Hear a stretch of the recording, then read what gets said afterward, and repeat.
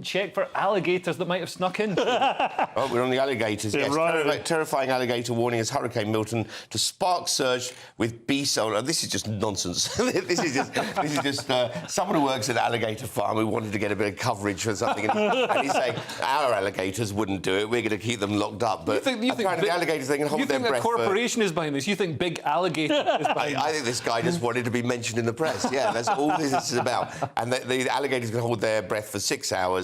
So it's a sci-fi film waiting to happen, isn't it? OK, well, we've got to go to the front pages again now. That's it for the show. We've got the Times with workers' bill set to help unions raise labour cash.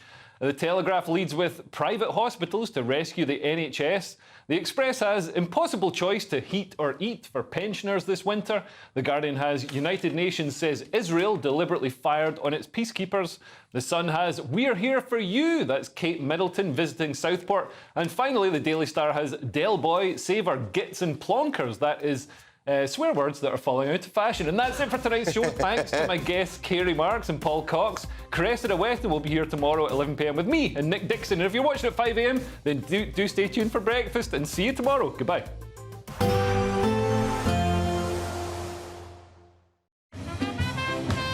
There will be a light breeze in the morning, leading to a warm front. Boxed heat pumps, sponsors of weather on GB News. Hello, good evening and welcome to your GB News weather update from the Met Office. We can expect to see showers and some longer spells of rain, but there'll be plenty of dry and bright weather across the country, though it is going to be feeling cold. And the reason for this is that we're dragging in some cold air from the Arctic, and that is spreading its way from the north, moving across the country. As we head into this evening, there'll be plenty of clear spells across England and Wales, and with light winds, there'll be plenty of rural grass frost by the time we reach the morning, even some pockets of mist and fog too.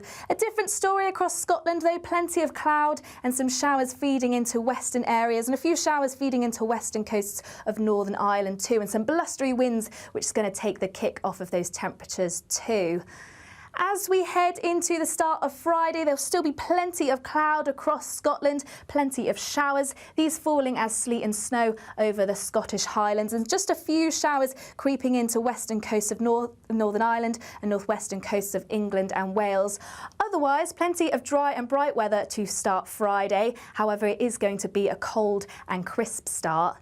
Generally a cold day on offer across the country, but there'll be plenty of bright sunshine across much of England and Wales. Light winds, so even though temperatures are fairly similar, it should feel more pleasant in the sunshine. Still plenty of cloud across Scotland, those showers merging into longer spells of rain, and still a chance we could see some sleet and snow over mountains. As I say, with lighter winds, it should feel a little bit more pleasant in that sunshine, but it is going to be feeling cold, and blustery winds still moving across Scotland, adding to the chill. And as we start the weekend too, there's still plenty of showers, longer spells of rain, and these moving slowly into across the Scottish borders, northern parts of England, generally turning clearer from the north, but still across England and Wales, plenty of bright sunshine, but another cold day on offer, and still feeling cold over the weekend, but turning milder into next week. Bye for now. We can expect clear skies, leading to a light and warm day ahead. Lovely. Boxed Solar, sponsors of weather on GB News. Mark Dolan tonight is your weekend dose of news, debate and entertainment. This sounds like a wild conspiracy theory. Don't miss My Big Opinion. Mark Meets and My Take at 10. Democracy is a funny old thing. And we don't do boring, not on my watch. I just won't have it. Let's go and get another glass of that bubbly. You've earned it. That's Mark Dolan tonight, Saturday and Sunday, 9 to 11, only on GB News, the People's Channel, Britain's news channel. It's Patrick Christie's Tonight, and here we do things differently. It's explaining the absolute madness of this, doesn't it? It's explosive. I mean, this is very good. It's lively. 850. Your government sat there, Sean, and it did nothing. It's controversial. And the Middle East has been in turmoil since before I was born. It's everything you need to kickstart your evening. Everyone's had their Weetabix tonight. I love to see it. That's Patrick Christie's Tonight, weeknights from 9 p.m. Only on GB News, the People's Channel, Britain's news channel. Welcome to State of the Nation, daily plunge into the stories shaping our country. I'm Jacob Rees-Mogg, and Monday to Thursday we bring you the insights, the facts, the truth about how our country is being governed. Because what happens in Downing Street matters down your street. Tune in to State of the Nation every Monday to Thursday, 8 to 9 o'clock. Only on GB News, the People's Channel, Britain's news channel. We're proud to be GB News, the People's Channel. And as you know, we always love to hear your views. Now, there's a new way of getting in touch with us at gbnews.com/yoursay. By commenting, you can be part of a live conversation and join our GB News community. You can even talk to me, Bev Turner, or any of the members of the GB News family. Good Afternoon Britain isn't just about us. The wonderful thing about this programme is it's about everyone watching. It's an interactive programme. Well, there absolutely is something to see here, and we're going to be talking about it more. Whether it's breaking royal news, Will, please bring us up to date. Or indeed a particularly punchy speech in the House of Commons. Very, very curious. We bring it to you live, and then we bring you live reaction as well. That's Good Afternoon Britain, weekdays from midday. Only on GB News, the People's Channel, Britain's news channel. Every Saturday, 10 till 12, we'll bring you all of the news that you need to know. We'll also remind you that there is so much to smile about. It's my favourite time of the week. I get to relax, enjoy some light-hearted stories, and let Ellie teach me about fashion too. That's Saturday Morning Live, every Saturday, 10 till 12. Only on GB News, Britain's news channel. Nightmare commute? Kick it up a gear with GB News Radio. You can listen online and on DAB+ and on the GB News app. We're also on TuneIn and the Radio Player app. From the school run to rush hour, get revved up with GB News Radio. We are the People's Channel, Britain's news channel.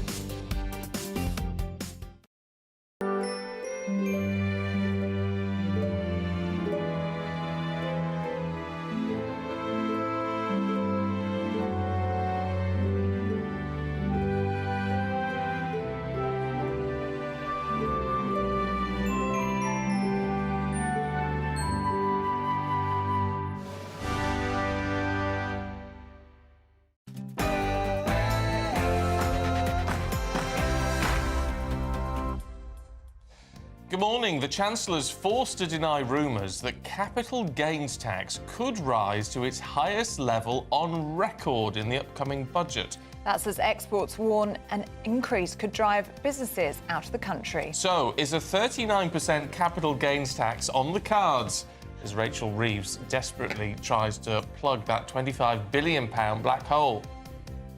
Starmer in Scotland. The Prime Minister will convene his first Council of the Nations and Regions today, but a certain Sue Gray is nowhere to be seen.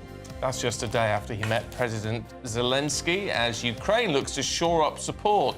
This morning, we're debating whether or not the UK should continue to fund the war effort.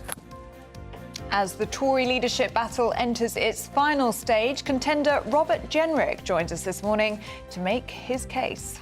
The chaos continues in Florida as reports emerge Hurricane Milton has taken more than a dozen lives. Ahead of Remembrance Sunday next month, the Royal British Legion are appealing to the public to roll up their sleeves and help with the annual Poppy Appeal. Princess of Wales pays a surprise visit to the families of the 3 girls who lost their lives in the Southport stabbings this summer. And finally, Hertfordshire Zoo names 2 endangered penguin chicks after Oasis. They've welcomed little Liam and Noel to their zoo family. Apparently the penguins aren't talking. Lee Carsley needs to solve his problems and see the light, as Greece was the word last. What do you think about that? Greece is the Yeah, is that word, working for you? Greece was the word last night word. as they beat England at Wembley. England's cricketers could win a very special test in Pakistan today, and Rafa Nadal has announced his retirement from tennis. A cold one out there this morning, but for many of us, it's going to be a fine autumn day. The main exception being Scotland, where there will be a fair few showers. Join me later for a full forecast. It's just gone 6 o'clock. I'm Stephen Dixon. And I'm Ellie Costello, and this is GB News Breakfast.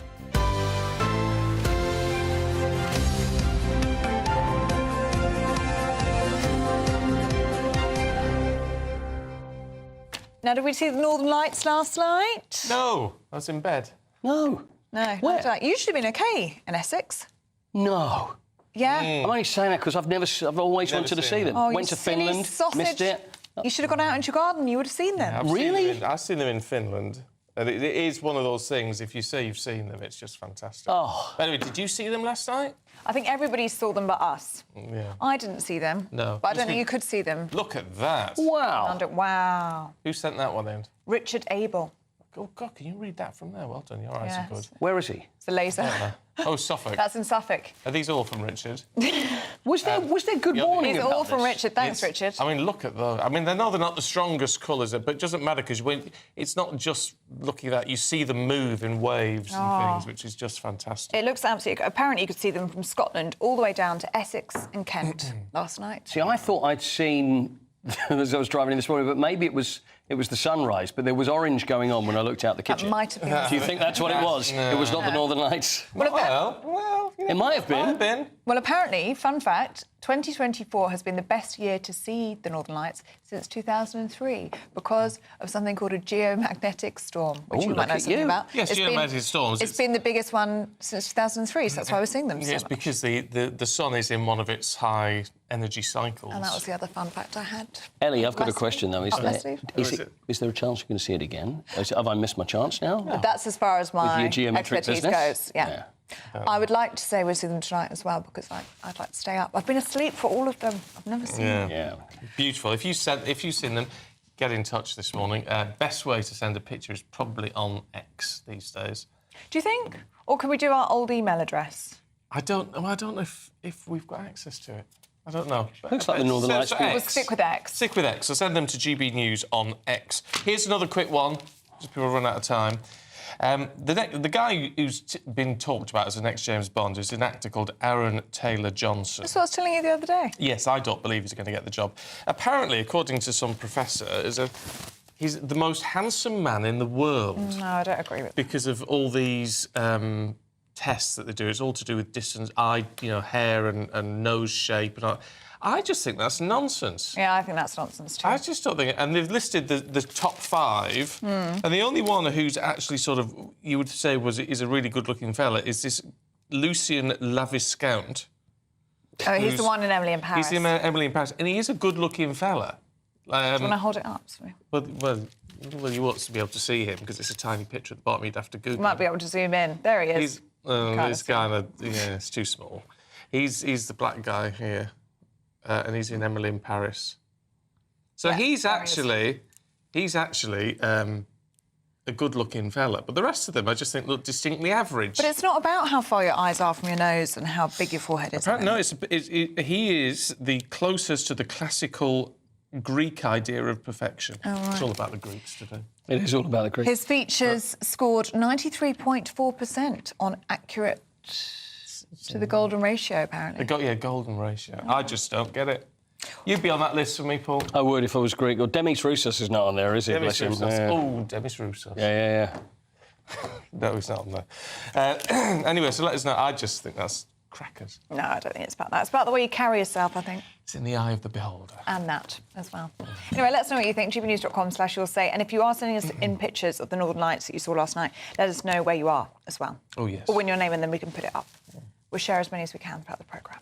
Right, just 19 days until the government's first budget. Are we all looking forward to that? Economists suggesting rumours of Treasury plans to raise capital gains tax could cut revenue.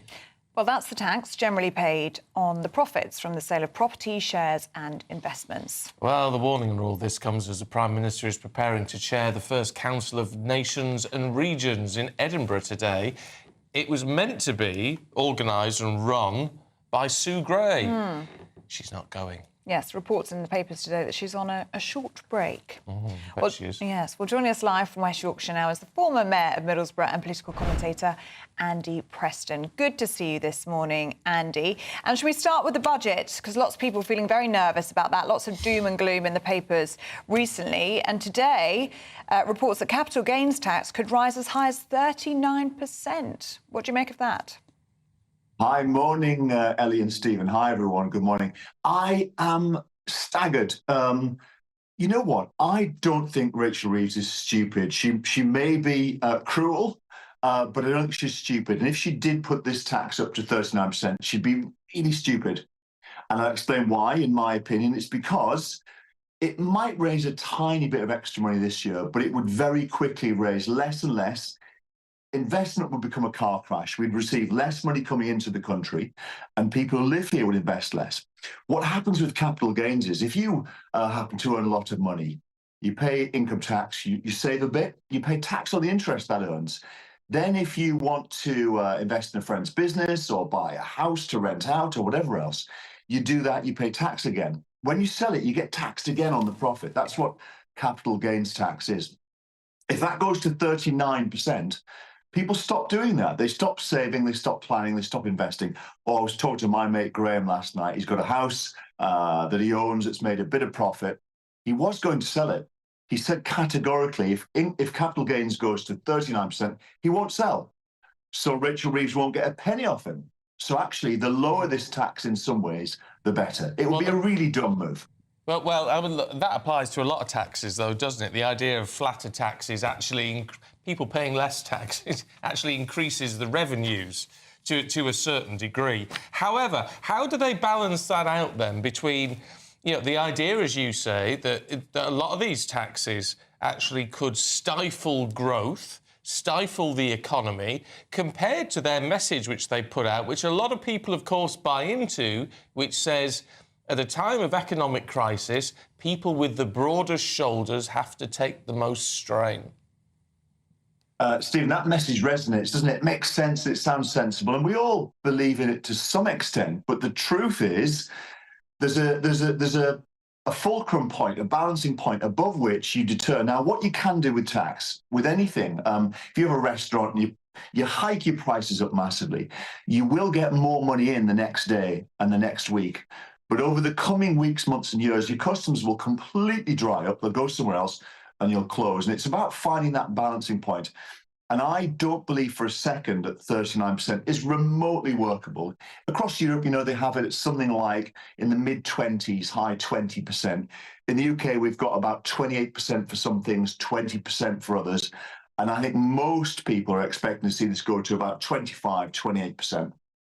More than that, we'll categorically see people won't sell stuff, so there'll be no income coming in for the exchequer, and other people won't invest. Be very dumb.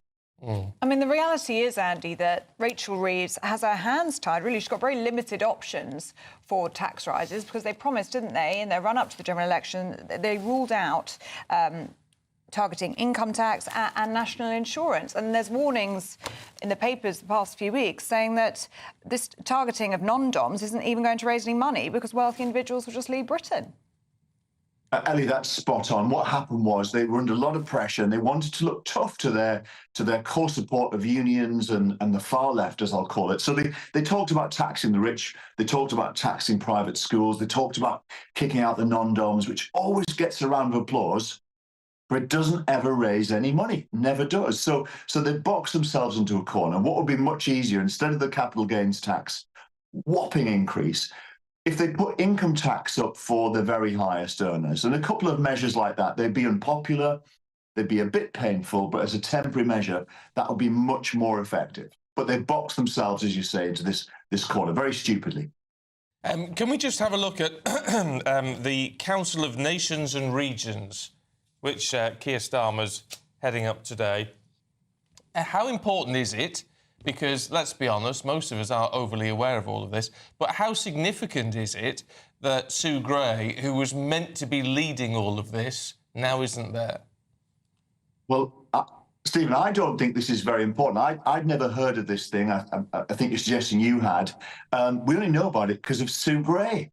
Sue Gray's become like the most famous woman in the world temporarily. She's like the new Oprah Winfrey or Meghan Markle or something.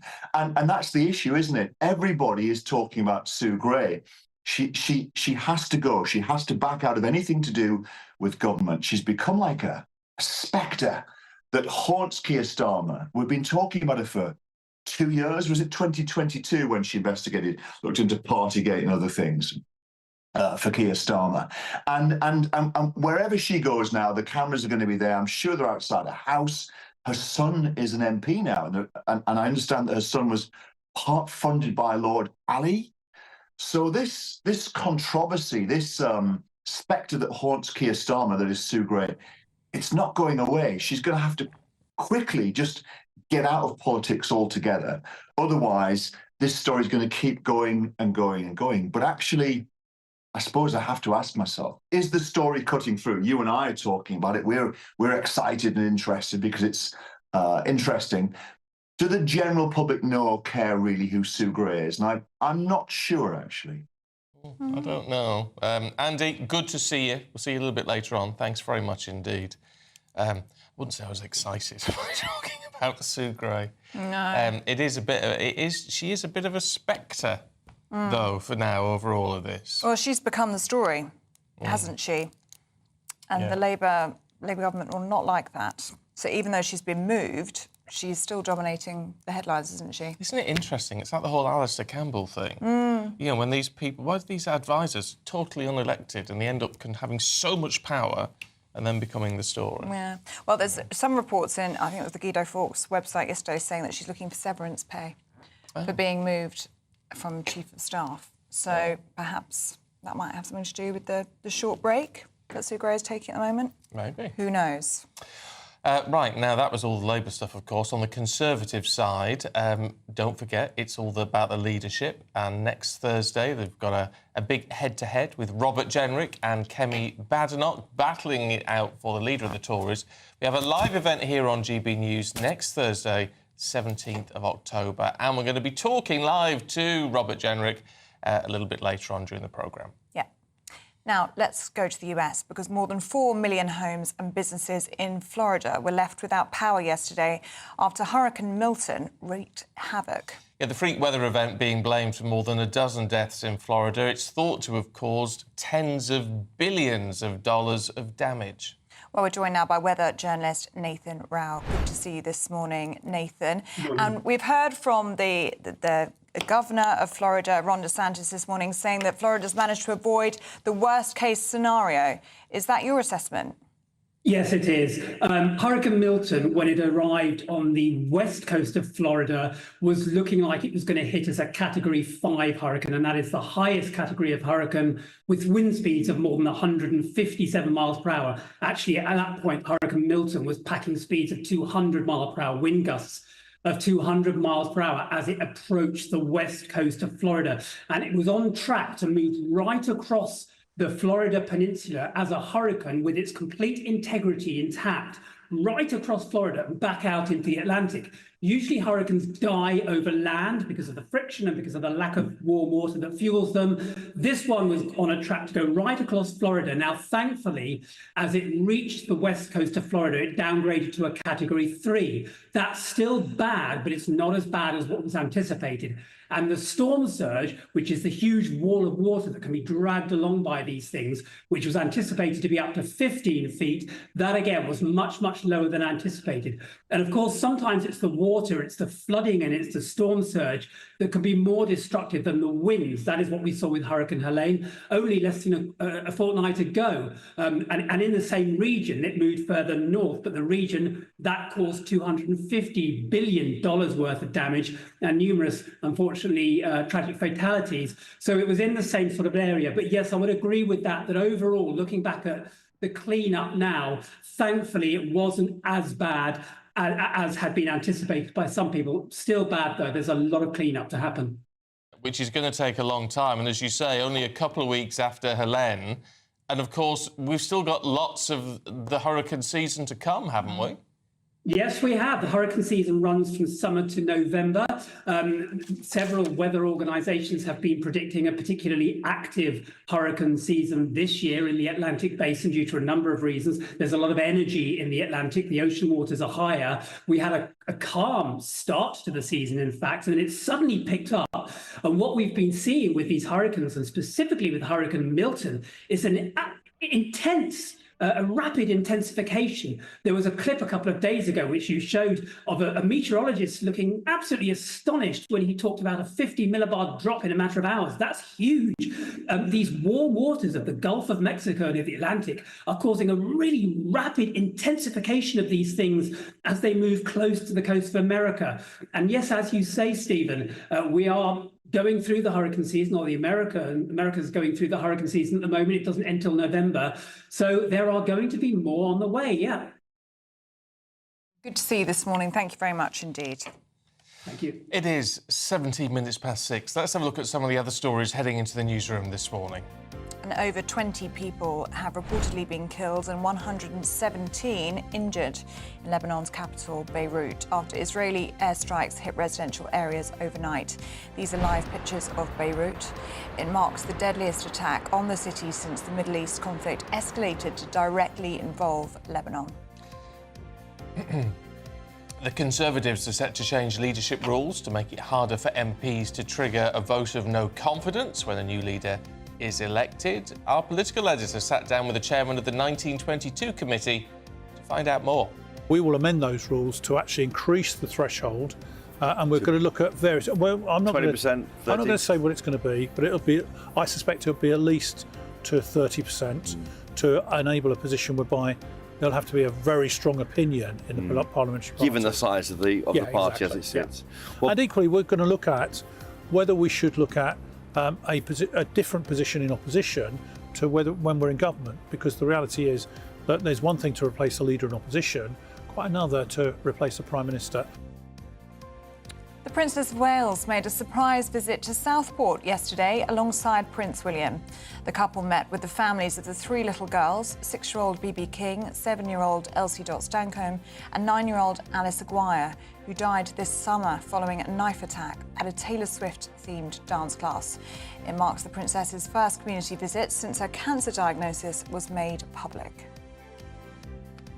And a zoo in Hertfordshire has named 2 endangered African penguin chicks after the Oasis frontmen, Liam and Noel Gallagher. The pair gained their names thanks to their lively, mischievous personalities and very bad language. Head of birds at the zoo joked the pair are little terrors before saying the team are thrilled to welcome Noel and Liam to our family.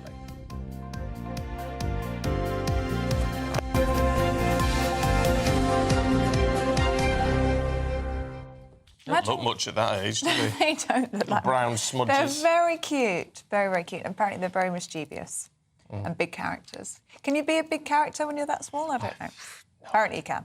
No idea. Also love the job title there, Head of Birds. Head of Birds.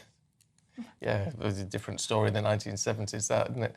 Right, let's have a look at the weather for you today with Alex.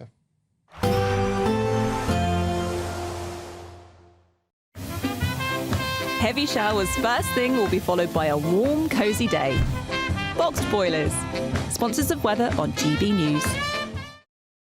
Good morning. Welcome to your latest weather update from the Met Office here on GB News. A chilly one out there this morning. Most, though, having a fine day with some autumn sunshine. The main exception will be parts of Scotland, where it will stay fairly cloudy. We've got quite a bit of showery rain working in here at the moment, and certainly the west coast will stay fairly damp through the day. A few of those showers just grazing into the north of Northern Ireland. Some may get into northwest England, particularly over the Lake District. But I suspect for most of England and Wales, it's a dry and a fine day. Yes, it's chilly out there this morning, and temperatures are going to struggle to get much above about 12 or 13 degrees Celsius, but with light winds and the sunshine, shouldn't feel too bad. A cooler feel, though, across Scotland with more cloud here and further outbreaks of rain, and we'll continue to see these showers coming in across the northwest especially, so quite a damp day, further outbreaks of rain well into the evening. The rain further south a bit more fragmented, so we won't rain all day, far from it. There'll be some drier spells, but expect showers through the central belt. Some showers across the north and the west of Northern Ireland. Much of the day, though, dry in Belfast. And, as I said, for England and Wales, by and large, it's a dry and a fine day. Just a little on the cool side, and pretty quickly this evening, if you're heading out, those temperatures will be dropping away under these largely clear skies. The cloud will keep the temperatures up across Scotland. It is going to be fairly soggy, though, here. The rain continuing to trickle south through the central belt, and we'll see a bit more rain overnights coming into Northern Ireland. A few showers over Northern England, but again, further south, most places dry. Temperatures could dip down to freezing in rural spots. Most towns and cities just about staying above. But a cool start to the weekend. Again, of course, much of the south, it's a fine day. There could be some mist around early doors. That should clear away. But outbreaks of rain continuing over Scotland, pushing into Northern England and North Wales, and eventually some rain cropping up across the Midlands late in the day. The odd shower in East Anglia, but much of the south dry. Turning drier and brighter from the northwest, but also that northerly winds returning, bringing a chill. A nice bright morning will generate a lovely warm day, right through to the evening. Boxed Solar, sponsors of weather on GB News. Now, do stay with us. Still to come, the Royal British Legion is appealing for volunteers to help sell poppies around the UK. That's next. Why go out on a Friday night when Friday night comes straight to your home? Talking about. Join me and my A-team of top pundits. Chemistry tonight is electric. As we tackle the big stories of the day with wit, insight and fearless energy. Man of the people. It's all vibe. Just a filing cabinet on wheels with a tie on. So, order in Friday Night Live with me, Mark Dolan, every Friday at 8, only on GB News, the People's Channel, Britain's news channel. Sunday with Michael Portillo from 11, only on GB News. Founded in 1990 in Knightsbridge in London, the Beverly Hills Bakery offers some of the finest American baked goods in the United Kingdom. Beverly Hills Bakery has delivered gifts to all the UK Prime Ministers of the last 20 years, with, I think, the exception of Sir Keir Starmer so far, and provided gifts for the royal family and for royal births. As we near the 35th anniversary of the bakery, I'm joined by the owner and head pastry chef, Rosa de Souza, and Manuel de Souza, who is the director of the Beverly Hills Bakery. How marvellous to see you both. Welcome to GB News. Thank you for inviting us. So, why has this formula worked? Why did London need a Beverly Hills Bakery? What we do is we're a bakery, but underlying it's actually a gifting experience. Right. So this is an alternative to flowers.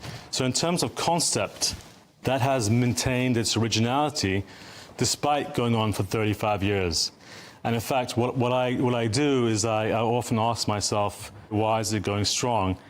To remind myself to focus on those things that we need to focus on. So instead of sending a bunch of flowers, you send a beautiful box of cakes like that, or affection like that, complete with bunnies and so on. Exactly. So you have the concept on the one hand, but you also need the quality of product that goes inside. And I think that's where Beverly Hills Bakery has got a great product. And it's where Rosa comes in, isn't it? Yes. Yes. So when did you start to bake? Did you start to bake domestically in your home, and did it spread from there? We started from home, my mother's baking, where we didn't have all the stoves and things like that. We baked on the charcoal, like the grease. Yes. And we started baking. I learned from my mother the baking. GB News, the People's Channel. It's Patrick Christie's Tonight, and here we do things differently. It's explaining the absolute madness of this, doesn't it? It's explosive. I mean, this is very good. It's lively. 850. Your government sat there, Sean, and it did nothing. It's controversial. And the Middle East has been in turmoil since before I was born. It's everything you need to kickstart your evening. Everyone's had their Weetabix tonight. I love to see it. That's Patrick Christie's Tonight, weeknights from 9 p.m. Only on GB News, the People's Channel, Britain's news channel. Conservative MPs have finally chosen their top two for the leadership. And now, it's over to the members. Join me, Christopher Hope, on Thursday as Kevin Badenoch and Robert Jenrick are quizzed by Conservative Party members and myself at our GB News leadership event. And afterwards, join me, Patrick Christie's, with a live studio audience and a star panel as we discuss what it means for the Conservative Party and what it means for you. Decision Time, the race to lead, from 7 p.m. this Thursday, only on GB News, the People's Channel, Britain's news channel.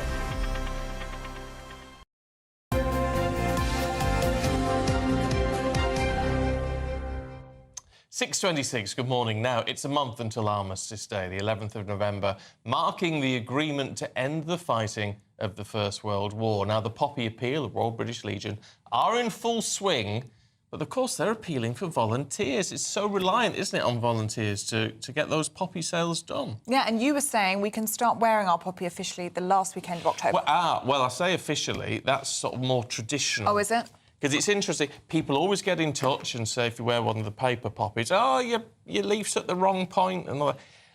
The Royal British Legion say it doesn't matter how you wear a poppy and it doesn't matter when you wear a poppy. Doesn't matter. I thought it had to be the 1st of November and I thought the green leaf had to be at 11 o'clock. No, it's all nonsense. I mean, it might be traditionally what people have done, but actually the Royal British Legion says all that matters is that you're showing your support. You can wear one. You can wear one in January if you want, because it's showing support, and that's what matters. Yeah, exactly right. Well, our Yorkshire and Humber reporter Anna Riley has the story. A symbol of remembrance. The poppy represents those who lost their lives on active service from the beginning of the First World War to present day. Supporting the Royal British Legion Poppy Appeal helps the armed forces, veterans and their families. And it relies on 3,500 volunteers across the UK to distribute millions of poppies. In North Yorkshire, the charity is appealing for help. Guys that are still serving go out every day, OK? They don't know what's going to happen every day, and they still go out knowing that they may not come home. My life has always been involved in the last 23 years with the Royal British Legion. They came to me when my husband was killed while serving, and they changed my life. It's a great team to be and a great family to join. So all I can do is encourage people to come along and join us in raising money for the Armed Forces community. It will change your life. Serving personnel like Major Dave Shaw also support the Poppy Appeal.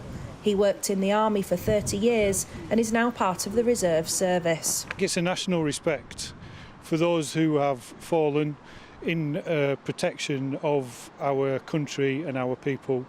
It's a fantastic way to show our support, but also a vehicle to help us raise money and assist those in need. Veteran Gordon Chapman served for 23 years in the army as part of the catering corps. For him, the Royal British Legion is a lifeline. I know if I need them for one reason or another, whether it's financial, medical, anything like that, they're one phone call away. They can give me the support or signpost me in the right direction. And there's so many ex-force members that really need the British Legion. Communities around the country come together every year for the appeal. It's hoped that in North Yorkshire that support will continue. Anna Riley, GB News, Northallerton. Oh, that support will continue. Yeah, of course it will. I would like to get my poppy on now. We've put it on the dog. We bought one for the dog this year, so he's got his on already. Yeah. Well, you've got a fancy one, haven't you? Not a paper one. No, I've just bought another one from the Royal British Legion, which is like a little bar of poppies. Ooh. Which is nice. I like to buy it. I'd pop that on now if I were you. I'm a bit tempted, but maybe it's a little bit early. I don't know. I just wish we wore them for more than just a couple of weeks. I know. I do find it really heartwarming, though, when you're going through the stations, especially here in London, and you see volunteers selling those poppies, then people queuing up for them. Yeah. I think it's such a lovely sight. Should Long may it continue. Well, I'm sure it will. So, as we were saying in the report, the Royal British Legion does incredible work, and we need to support them as well as showing our respect to those people who fought for us.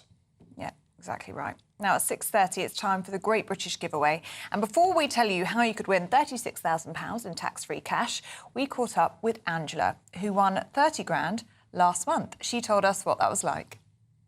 Hi, I'm Angela from Wigan and I won £30,000 with the Great British Giveaway. I could not believe it. I thought it was a joke. Winning the money enabled me to treat my children, which I've not been able to do for a while. And yeah, it's given us peace of mind now at night.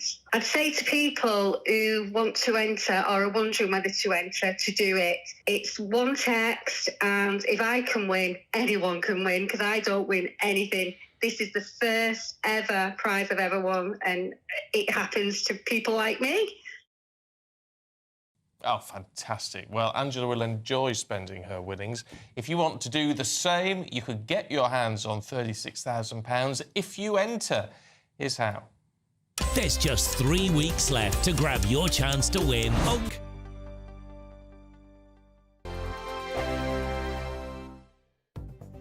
The latest GB News travel.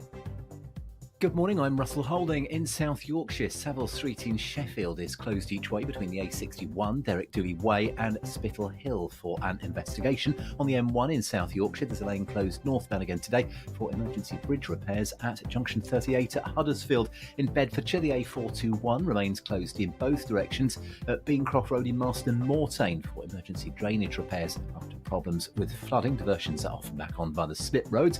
Gatwick Express train services aren't running at the moment between Victoria Station in London and Brighton because of a points failure.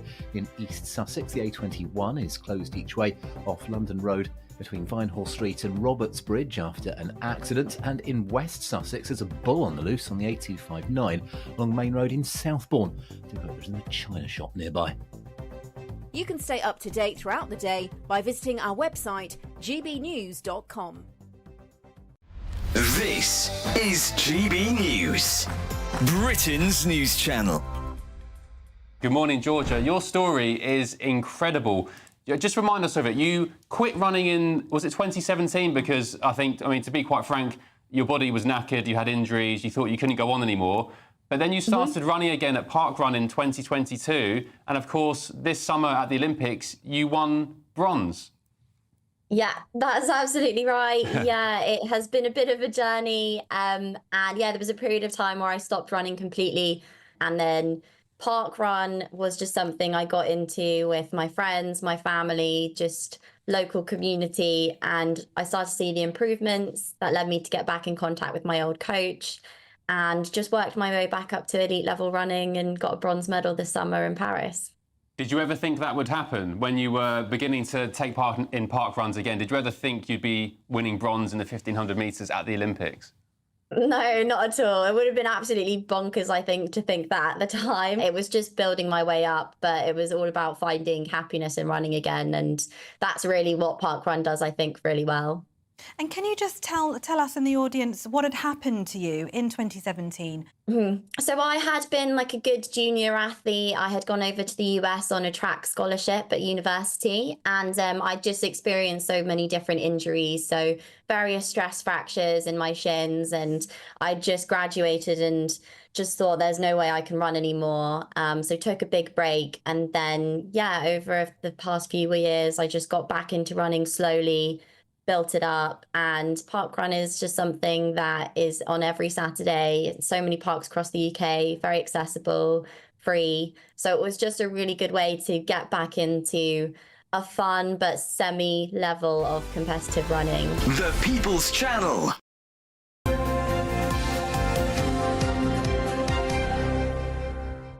It's 6:35. Paul Coyte's here with the Sport Morning. Good morning. Greece is the word. Greece is the word. Yeah. That you have. That you. Yeah, let's not sound so cheerful. Well, you know what? A disaster. I know. And is it wrong for me to admit that I was watching? I was thinking, go on, Greece. Were you? Were you? Yeah. Well, that's not going to do any fans. I'm not sure you're allowed to say that. I don't think I'm allowed to say that either, but I'd just like to be honest. I think it's time I put it out there. It was, you know what, there were reasons for it. Firstly, obviously George Baldock. We know about George that passed away, and we did discuss this and what they were going to do. They had the minute silence. Good. And the Greek players went out and tried to win it for him. So automatically, although obviously it's, England playing, you think, well, it'd be lovely for him and the family. And apparently I heard this morning, Eleni, who's our makeup artist, she's Greek. She was at the game last night. Yeah. She's very happy. She said that after Greece scored their first goal, they got out his shirt and were kissing it. Yeah. Which was really Number two. nice. Yeah. So it's amazing, isn't it, that I said this yesterday, that it happened to be England versus Greece the day after this happened, because for those that are not aware, that although he was English, his grandmother was Greek, and he did play for Greece 10 times. So the actual game itself, it was a disaster for England. It really was. So Lee Carsley, who is the interim manager, decided that what he was going to do, I don't think he's going to get the job now, I tell you. He decided he was going to, throw the old Gareth Southbrook playbook out the window and let's go attacking, let's try something different. And it was a bit of a mess. And Greece were just all over England. So Lee Carsley, I don't know whether at the back of his mind he's now thinking, actually, I'd rather go back to that under-21 job. This is what he said after the game. I was quite surprised after the last camp, in terms of like the job's mine and like it's mine to lose and all the rest of it. Now, my remit has been clear from the start. I'm doing 3 camps. There's 3 games left, and then, hopefully I'll be going back to the 21s. It's forward to go back to the under 21s. Oh, yeah. I don't know whether that's. I know, it's like, Yeah. oh, this is not quite as easy as I thought it was going to be. So Greece actually had the ball in the net 5 times during the game. 5 times. 3 were given as offside. So England went 1-1, and you think they don't really deserve it because they had 12 shots, Greece, and then they got the winner at the end. And England have lost to Greece, who was the lowest ranked team that England have lost to since 2005. Not good, not impressive, but well done, Greece. Yeah. You know, Well done. got to say it, well done, Greece. Better news for England in the cricket? The cricket's been crazy. The cricket has been... This is good for cricket because a lot of people think, oh, England playing away in Pakistan and it's, it's going to be a flat pitch and there's not going to be much interest. There's a huge amount of interest over the past couple of days because the records that have fallen, England, I'll go through some of them, 823 for 7 declared, which means they decided to stop and try and bowl Pakistan out today. The 4th highest score in Test match history, so we're going back, goodness knows, 150 to 200 years. Young Harry Brook, scored 317 runs, which is first England triple century since Graham Gooch did it in 1991. Harry Brook and Joe Root together, batting together, put on 454, the highest ever England partnership. Joe Root became the leading Test scorer for England when he hit 70, went on to score his highest, 262. So it's just record after record after record. Now, Pakistan were then 59 for 5, although they scored over 500 in their first innings. And it looked like England were going to actually turn this over and win this match yesterday. But then they started putting on runs. So they are currently, I think we're looking at around 169 for 6, last I checked. So they're 98 runs behind. They have 1 day. And I think it's a very good chance that England could win this match. But it's just been a bizarre, crazy match, but extremely entertaining. Very good. We've got to leave it there, sadly. OK. But we will see you a little bit later. Listen, you know what we're talking in the next hour? Nadal. Andy McDonald. Oh. Andy Mack, the yes. skateboarder, the oldest skateboarder in town, 52 years old, skateboarding in the Olympics. He's going to be with us for the British Skateboarding Championship. Fabulous. Sounds good. Right, Thank see you later on. Good stuff. Do stay with us. We'll be going through the papers next with Emma Wolf and Candice Holdsworth.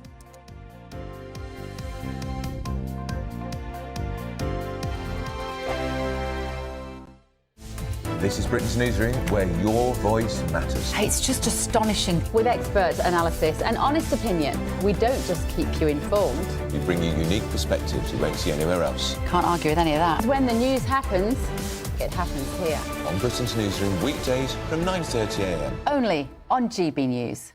This is GB News, Britain's news channel. We're talking catchphrases and jingles because, of course, instantly recognisable and sometimes a little annoying in the case of the Go Compare one, perhaps. An iconic advertising jingle can stay in your head all day and sometimes stand the test of time. Sound expert and music designer for some of the world's most renowned companies, Michael Boumendil, joins us now. Good morning, Michael. Thank you for joining us. Good morning. First of all, what is the secret ingredient, the secret recipe for a hit jingle that stands the test of time over the decades? Well, I have to say that secret 100 years ago is not the secret today, because today all the brands are using music. So the first secret is to stand out, is to make something different, to do something interesting. The other thing I believe is to do something that is true to the brand, that is talking to you. You know, it's not only about the memorability, but it's about telling something about the brand. You know, when I hear you, your voice, your tone of voice says not only who you are, I can recognize your voice, but it says a lot about your mood, your personality. So the other reason why we make successful jingles is because they're catchy, because they're different, but also because they say something to us that is interesting, and finally keeping this link between the brand and the customers. Michael, tell us about your involvement in the new Maybelline jingle. This makes me, I haven't heard it, but it makes me a little bit sad because I was an avid Maybelline concealer user for many years. Other brands are available, but the jingle was the main reason why I got bought into it. You don't have to be sad, because we kept most of the legacy. GB News, the People's Channel. the GB newsroom, we bring you the news as it happens. With our team of dedicated journalists across the UK, we're ready to keep you up to date with what's happening every half an hour, every single day. Bulletins here on GB News, the People's Channel, Britain's news channel. If you want your news to be straight talking... This is a nightmare for the Conservatives again. Down to earth. It's not just Nottingham where this is happening, is it? And most importantly, honest. Hard-working, middle-class taxpayers, they'll get their book thrown at them. Then catch me, Martin Daubney, Monday to Friday, 3 till 6 p.m. on GB News, Britain's news channel.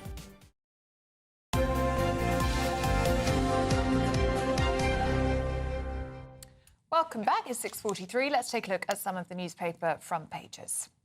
And the Mail warns that raising capital gains tax could cost billions as the Treasury is forced to deny a 20% hike. Telegraph leads with a £1 billion proposal to cut NHS waiting lists by outsourcing to private hospitals. The Times reports on a new law that could make it easier for unions to raise funds for the Labour Party. The Guardian has the United Nations accusing Israeli forces of deliberately targeting its peacekeepers in Lebanon. And finally, The Express warns of the impossible choice to heat or eat facing pensioners this winter following those cuts to winter fuel payments. And it was cold this morning, actually. It was biting, wasn't it? Beginning 2 degrees. Was it really 2 degrees? Right, let's see what's in the papers with Emma Wolfe and Candice Holdsworth. Good to see you both, ladies, this morning. Let's start with this tax hike plan in the Mail, Emma. Well, I was going to call it the budget that we're all dreading, but it's turning more into the idea of a kind of Rocky Horror, Halloween, the Nightmare Before Christmas thing. The headlines write themselves, don't they? That's coming, yeah, exactly. Of course they do, end of October.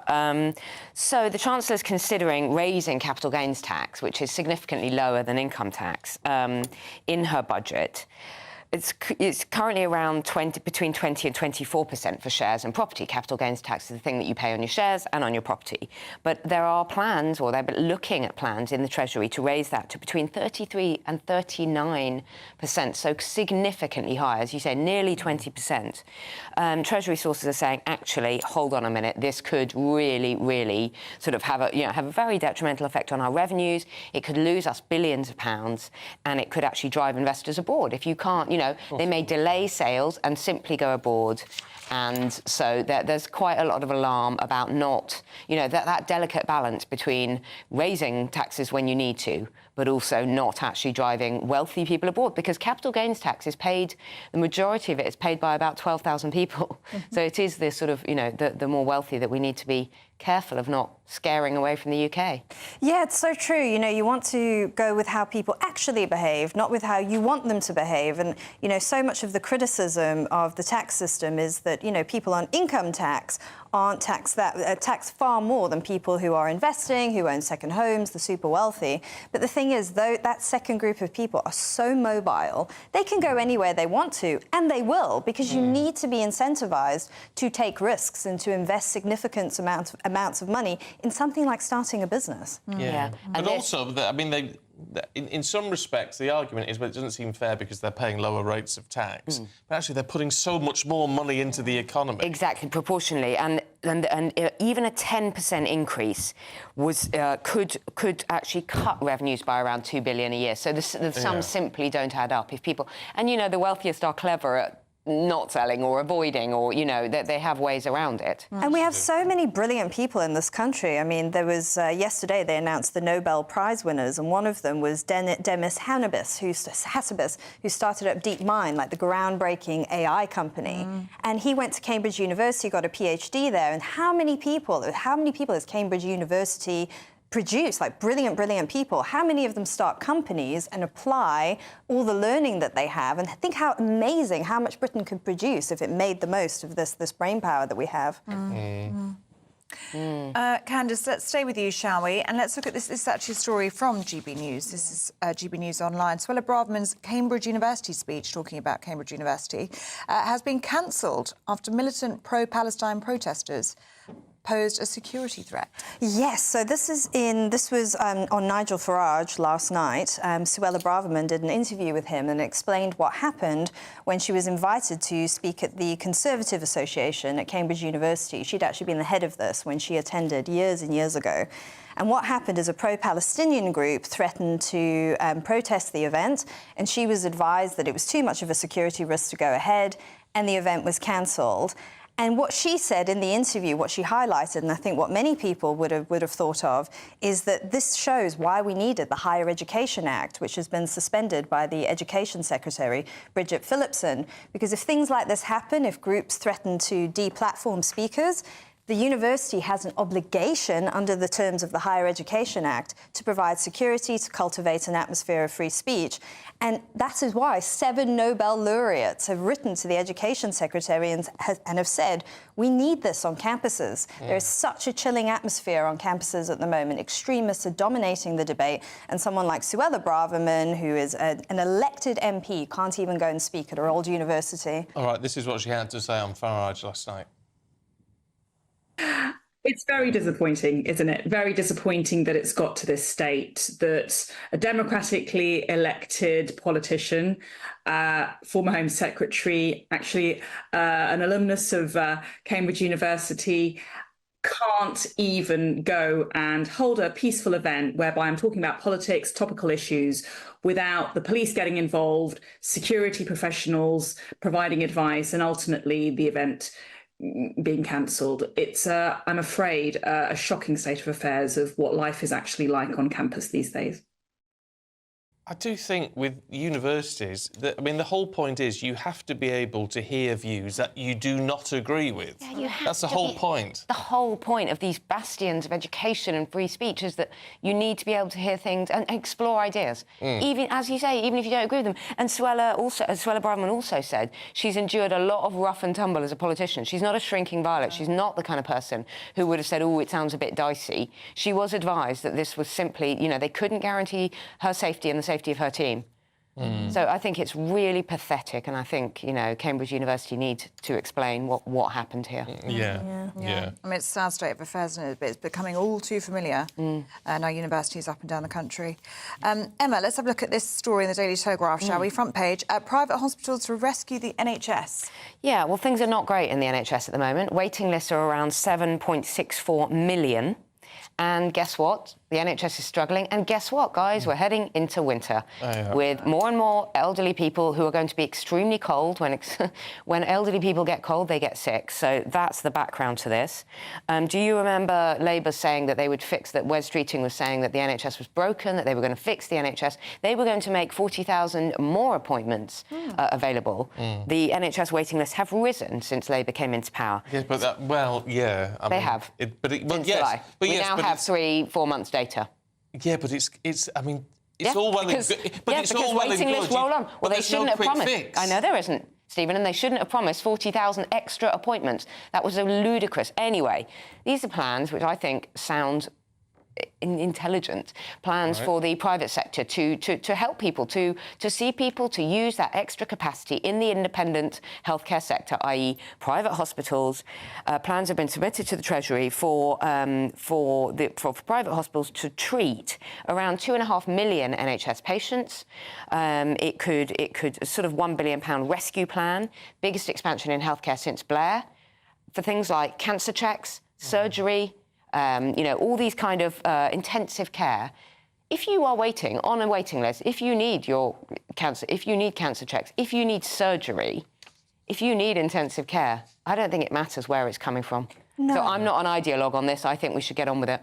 Yeah, Treat people, get that waiting list down. Yeah, I agree. I think it's so good that Wes Streeting, the Health Secretary, is pragmatic about this and not ideological, because waiting lists at the moment are such a source of unhappiness for so many people, because you could have something that's not life-threatening, but that is really, really, really decreasing the quality of your life. Hip replacements for old people, that kind of thing, where they simply become immobile, they can't move, they then have all sorts of other trouble. We do need a proper strategy to be announced, but it will take a decade to implement. Well, then let's get on with it. But we need to get... You're quite right. Well, we're not the politicians. But it's not anything that's going to happen even within one parliament. It just isn't. There's something. It should be a cross-party thing with a cross-party plan, shouldn't it? Really, absolutely. Like you say, it's not political. It's about the health of the nation and our finances. All right, now, Candice, let's just finish off. Thankfully, we've only got 1 minute to talk about attention spans. Yes. So this is a story in the Daily Star, and it was carried out by... There was a poll carried out by the company Nest, the pension fund company Nest, about how long you can pay attention for, and what they discovered is the average is about 19 minutes, with older people having significantly better attention spans than the young, who have a very fragmented attention span that they think is to do with technology, which I find fascinating, because I mean I've had social media since I was quite young, so I mean I'm just like used to sort of skipping around to everything. So you're probably down to about 10 minutes. Oh yes, but what it reminded me of was I don't know if you remember the book Thinking Fast and Slow, which was all about that, about how we're not quite aware of how little we pay attention to things or how much we pay attention to things, and we can really overestimate our cognitive abilities to do that. So you know, you don't make notes, for instance, when you're listening to something, thinking you're going to pay attention to the whole thing, and then you don't. No, can I just say, technology has absolutely shattered our attention span. It's absolutely ruined. People don't read books anymore. People don't write. Like, I write a lot of notes, and I literally, no one else does. No one really writes. I do. I'll join you on that one, Emma. Yeah, no. And if a ping goes off on your phone, a flash goes off on your phone, you've got seconds before you reach for it and you check it. Yeah, it's true. Well, yeah, it's true. It is worrying, but it's the way of the world. Right, thanks, ladies. We'll see you both a little bit later on.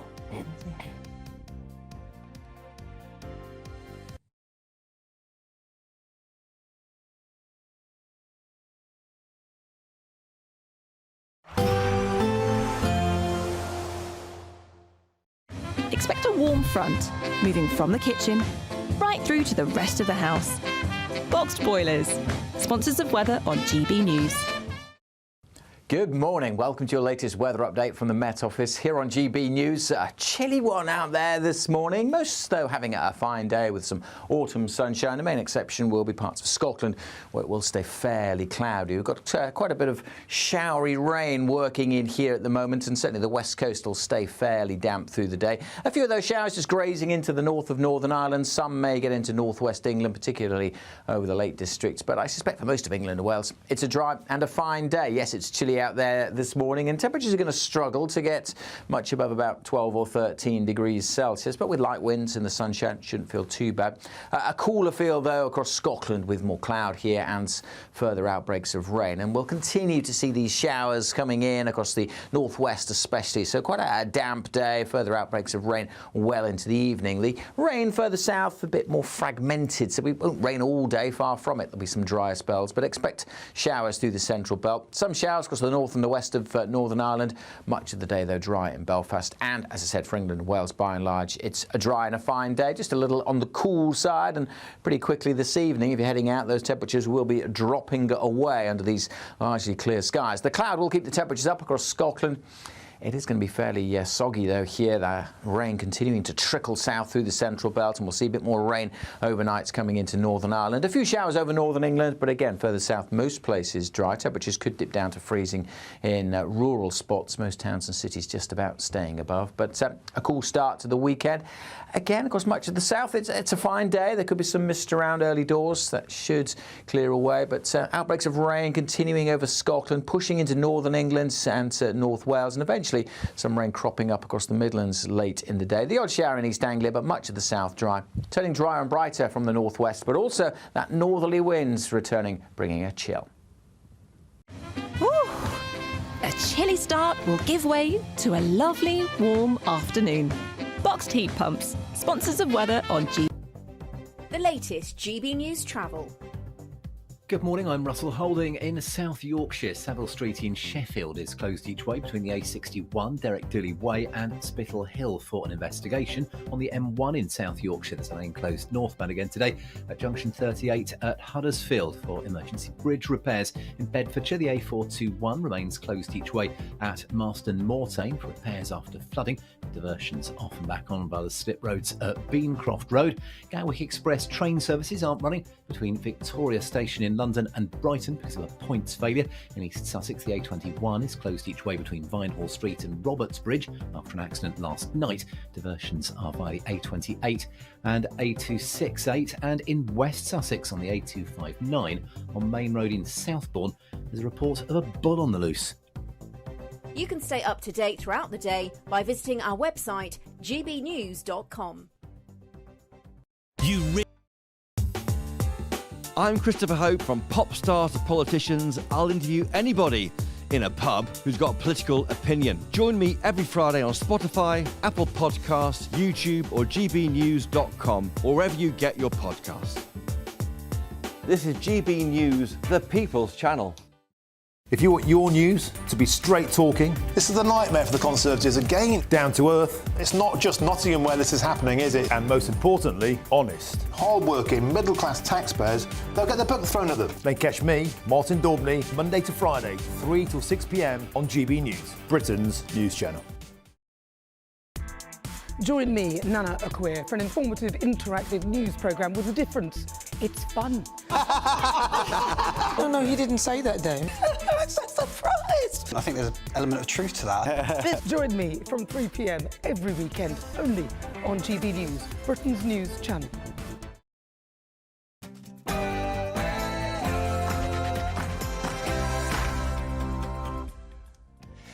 Good morning to you. The Chancellor's forced to deny rumours that capital gains tax could rise to its highest level on record in the budget. Well, that's as experts warn an increase could drive businesses out of the country. So, is a 39% capital gains tax on the cards as Rachel Reeves tries to plug that £25 billion black hole? Starmer in Scotland. The Prime Minister will convene his first Council of the Nations and Regions today, but a certain Sue Gray is nowhere to be seen. That's just a day after he met President Zelensky as Ukraine looks to shore up support. We're going to be debating whether the UK should continue to fund the war effort. As the Tory leadership battle enters its final stage, contender Robert Jenrick joins us this morning to make his case. Princess of Wales pays a surprise visit to the families of 3 little girls who lost their lives in the Southport stabbings this summer. The chaos continues in Florida as reports emerge that Hurricane Milton has taken over a dozen lives. Now, ahead of Remembrance Sunday next month, the Royal British Legion are appealing to us all to roll up our sleeves and help with the annual Poppy Appeal. And finally, Hertfordshire Zoo names 2 endangered penguin chicks after Oasis. They've welcomed little Liam and Noel to the zoo family. We may have had the Northern Lights here last night, but it was greased lightning. Oh, very good. God. That was very good. It's terrible. I thought that was quite good. Terrible. I liked it, yeah. Nice one, Tom. That was Tom that came over that one. Grease lightning at Wembley as England lose 2-1, but it could have been a lot more. In cricket, England are struggling to get the last 4 wickets to beat Pakistan in a crazy first test. And as the British Skateboard Championships take place today, our 52-year-old Olympian Andy McDonald, Andy Mack, will join us shortly. A cold one out there this morning, but for many of us, it's going to be a fine autumn day. The main exception being Scotland, where there will be a fair few showers. Join me later for a full forecast. It's just gone 7 o'clock. I'm Stephen Dixon. I'm Ellie Costello, and this is GB News Breakfast.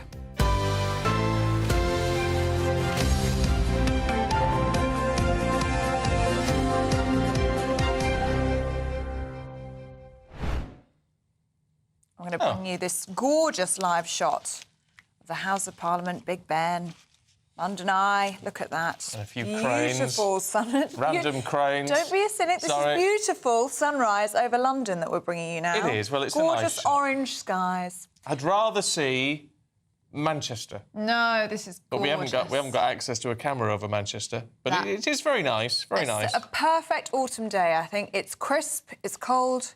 Gorgeous sunrise. It's very cold. It's very cold. But I mean, look at that. All orange skies. Did you see the blue, the red, the green skies last night? The pink. Is that the Northern Lights we see now? That's just a sunrise. Is that just a sunrise? That's just the sunrise. So behind us, that's not the Northern Lights either. That's just the sunrise too. OK, fine. Can we not change this to a Northern Lights sort of? That would be good. That would be good. I bet they can't. Yeah. And I missed it again, guys. Look at that, beautiful. Yeah. So that was the Northern Lights sent in by Robert. in Suffolk, I think he was. Wow. Lovely. Richard. Hey, Richard, yes. what did I say? Robert, but yeah. Richard, thank you for that. Sorry. Well, it's because our monitor's miles away. My eyesight just clearly isn't that good. And we've got the ones from Doogie Beattie. Yeah, Yes. Doogie Beattie in Northern Ireland just sent us a batch as well. these are some He from was Doogie. out looking up at the sky last night, sending us pics. amazing. Look at that. Wow. And of course, the beauty of it is you can actually see them move quite rapidly. I just wish I knew it was. Did everybody know this was happening? I'm not sure we could see them. You couldn't see them in London. You Right. might have got them in Essex. Yeah, it's still the results of a coronal flare. Really? You should have seen them. Where were you? In bed. Asleep. In bed asleep. As lovely as they are, I need my sleep. And you've already seen them, to be honest, so you're probably not that I fast. saw them in Finland. I mean, it was stunning. It was just beautiful. See, I went to Finland. We went up to Lapland, and then they say, well, you can walk out into this frozen lake and then see the Northern Lights. It's going to be about 2 o'clock in the morning. So we all marched out there, and there's loads of people. Waited, freezing cold, and it was like, should we go in? Yeah, go in. And then it was like 20 minutes afterwards. Apparently it was the greatest. They missed it, never seen it. Love to see it, but still not seen it. I've been asleep the 2 times that we've seen Northern Lights recently. And I went to Iceland and I didn't see them there either. So Closest I've got is your dress and the orange behind. That's it. The green in the episode. That's you can closest we've almost got. imagine, can't you? That was it. Just see some pink. Pink, and you get the idea. There you If go. you have got any pictures of the Northern Lights last night, please send them to us on X, Twitter. Oh, and what would you call these penguins that have been born? Rare penguins. In Hertfordshire Zoo. You've called them Noel and Liam. I think that's quite good. Do you? I'm not Apparently liking they're it. mischievous and they've got a good personality. Yeah, but then they're not going to. They're going to move them away from each other. Not going to get on. Look, that's obviously Noel. They're going to move away. They're not going to see each other for ages, and then they'll get back together. It's. Oh, the drama. I'm not You're a not fan of sold the on names. it. I'm not Okay. sold on the names. What would you have gone with then? Oh, I don't know. I would have gone with Taylor and Travis. Of even though I course. don't- There's a surprise. Yeah. What would you have gone with? Duos names. Come on. Oh, I don't know. Ben and Jerry. Ben and Jerry. Ben and Jerry would have worked. Morecambe and Wise. The thing is, they're all going to be these like pairs. Everybody comes up the tween. I think probably what's going on. I'm not being cynical, but I think the zoo are just trying to get free tickets for Oasis because they probably didn't get them. I'm sure that's probably what's going on. Is that fair or is that unfair? I think it's probably fair. I think there is. Well, we'll find out because we're going live to the zoo a little bit later. Nice. Can't wait. If you were naming penguin chicks, what would you name them? Let us know. gbnews.com/you'll say. Now, just 19 days until the budget, believe it or not, quaking in your shoes, probably, as we all are. Economists are suggesting that rumours of Treasury plans to raise capital gains tax could be on the cards, but it could actually reduce the amount of money that they take in. Well, capital gains tax is generally paid on the profits from the sale of property, shares and investments. Well, this new warning comes as the PM prepares to host the first Council of Nations and Regions in Scotland today. Well, Labour's new special envoy, Sue Gray, should be chairing the meeting, but she's reportedly taking a short break after lasting less than 100 days as Sir Keir Starmer's Chief of Staff. Let's go to West Yorkshire and talk to the former mayor of Middlesbrough, now political commentator, Andy Preston, who, I mean, you were a big Labour supporter, weren't you, at one time, Andy, so it's quite interesting to get your perspective on all of this. Can we talk about Sue Gray just to kick us off? Is she finished now? Hi, Stephen. She should be. I said earlier, didn't I, that she's like a spectre that haunts Keir Starmer. And of course, we're getting near Halloween, so that's quite appropriate. I think it was in 2022 when she was looking into the Partygate stuff for Keir Starmer. She was supposed to be neutral then, wasn't she? But of course, we can see now she's very much Labour. Her son's a Labour MP. I think she has to go. But the problem is, if Guido Fawkes' website is right, and she's hanging out for a really big payout, how does Keir Starmer do that and get rid of her by paying her whatever it is, 200, 400, 800,000 pounds? The scandal and fallout would be huge. He's in a terrible, terrible pickle now, Keir Starmer. The story's about her. She's become hugely famous and she's a spectre that haunts him, and it doesn't look like it's going away. So I don't know how this plays out. You mentioned 100 days. I think tomorrow is Keir Starmer's 100 days in power.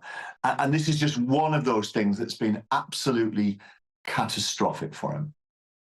Let's talk about Rachel Reeves, shall we? Not very long to go until the budget. Lots of people are fearing the worst, to be honest with you, 30th of October. And reports this morning, capital gains tax could rise as high as 39%. What do you make of that? Ellie, that would be madness. I don't think Rachel Reeves is stupid. She may be cruel. She may have to keep the unions happy. But taxing the rich to that extent would be dumb. And it would be dumb because it would actually lose money. We'd all have to pay more tax in other areas to cover that up.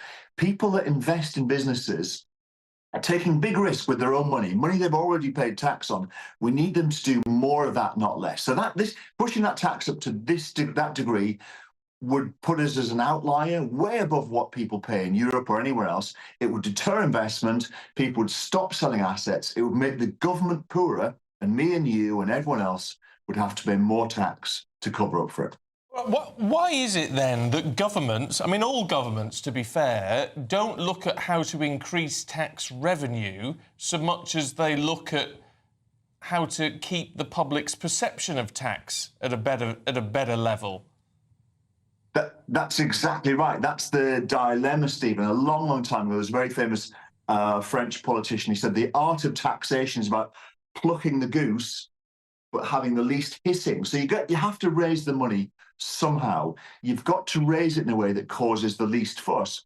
So if you're a Labour politician, Angela Rayner, whatever else, you talk about smashing the rich, taxing the rich, because the unions and your core support loves that. The truth is, though, it doesn't really work. So you talk about it when it comes down to it. Income tax is the best way to tax people. It's a tax on hard work, so it's counterintuitive, but it's the simplest, most effective way of raising money. And if Labour hadn't boxed themselves into this corner where they pledged they wouldn't raise income tax, their lives financially would be much easier. I don't know how they get out of this. I can't believe capital gains will go to 39%. It would cause massive issues for the country, deterring investment. But you're right, Andy. I mean, the Labour government have pushed themselves into a corner with this one, haven't they? Because they ruled out income tax, they ruled out national insurance. And then the policies they are looking at going ahead with, non-DOMs, reports that targeting non-DOMs isn't going to raise any money because wealthy individuals will just move abroad. And you could say the same thing about capital gains tax. People won't sell their assets and investors will just move abroad. That's exactly right. So I was in Zurich a few weeks ago and I visited a friend I haven't seen for years. He's a banker over there, private banker. And he said the inquiries they're getting in the last 2 months, since Labour were elected, basically, are people based in the UK looking into moving are off the chart. People are looking to exit the country. Now, some people think, well, I don't care if some rich man or woman leaves. Well, we should, because it means we don't get their tax revenues. We've all got to pay more if they're not paying. Secondly, we want them to invest. And if they don't invest, we lose jobs and we lose that economic dynamism. So this move, if it's true, if capital gains tax were put up to 30-something%, it'd be really stupid, it'd be really negative, and you and I and everyone else would have to pay more tax to pay for it. Yeah, it's interesting, isn't it, Andy? Good to see you this morning. Thank you very much indeed. It's depressing. The government keeps talking about the tax system not being fair, but if you look at this, 60 of the wealthiest people in the UK contribute more than £3 billion a year in income tax, so they're clearly hugely wealthy. But they're putting a huge amount in. Yeah, this is a You problem. don't want to get rid of those people. The IFS has said, the Institute for Fiscal Studies, which is pretty left-leaning actually, has said the Treasury should be aware that a small number of the super-rich group leaving the country would create a relatively big hole in its finances. So as much as you might not like it, because these people have got pots of cash, you've still got to treat them with kid gloves, otherwise we're all in trouble. And that's what the experts are saying. And yet no government actually properly addresses it. No. Ever. Well, let us know what you think. gbnews.com/your say. That's the Labour side of the picture. Over on the Tory side, a reminder that the Tory leadership contest is still going on. Just two people now in the running, Robert Jenrick and Kemi Badenoch. They are battling it out for the Conservative leadership. There is going to be a special live event here on GB News next Thursday, the 17th of October. And we are speaking to Robert Jenrick a little bit later on in the programme, aren't we? We are in the next hour. Yeah. Now, it's 1 month until Armistice Day, marking the agreement to end the fighting of the First World War. Well, the Poppy Appeal and the Royal British Legion are in full swing as they appeal for volunteers. Our Yorkshire and Humber reporter Anna Riley has the story. A symbol of remembrance. The poppy represents those who lost their lives on active service from the beginning of the First World War to present day. Supporting the Royal British Legion Poppy Appeal helps the armed forces, veterans and their families. And it relies on 3,500 volunteers across the UK to distribute millions of poppies. In North Yorkshire, the charity is appealing for help. Guys that are still serving go out every day, OK? They don't know what's going to happen every day and they still go out knowing that they may not come home. My life has always been involved in the last 23 years with the Royal British Legion. They came to me when my husband was killed while serving and they changed my life. It's a great team to be and a great family to join. So all I can do is encourage people to come along and join us in raising money for the armed forces community. It will change your life. Serving personnel like Major Dave Shaw also support the Poppy Appeal. He worked in the army for 30 years and is now part of the reserve service. It's a national respect for those who have fallen in protection of our country and our people. It's a fantastic way to show our support, but also a vehicle to help us raise money and assist those in need. Veteran Gordon Chapman served for 23 years in the army as part of the catering corps. For him, the Royal British Legion is a lifeline. I know if I need them for one reason or another, whether it's financial, medical, anything like that, they're one phone call away. They can give me the support or signpost me in the right direction.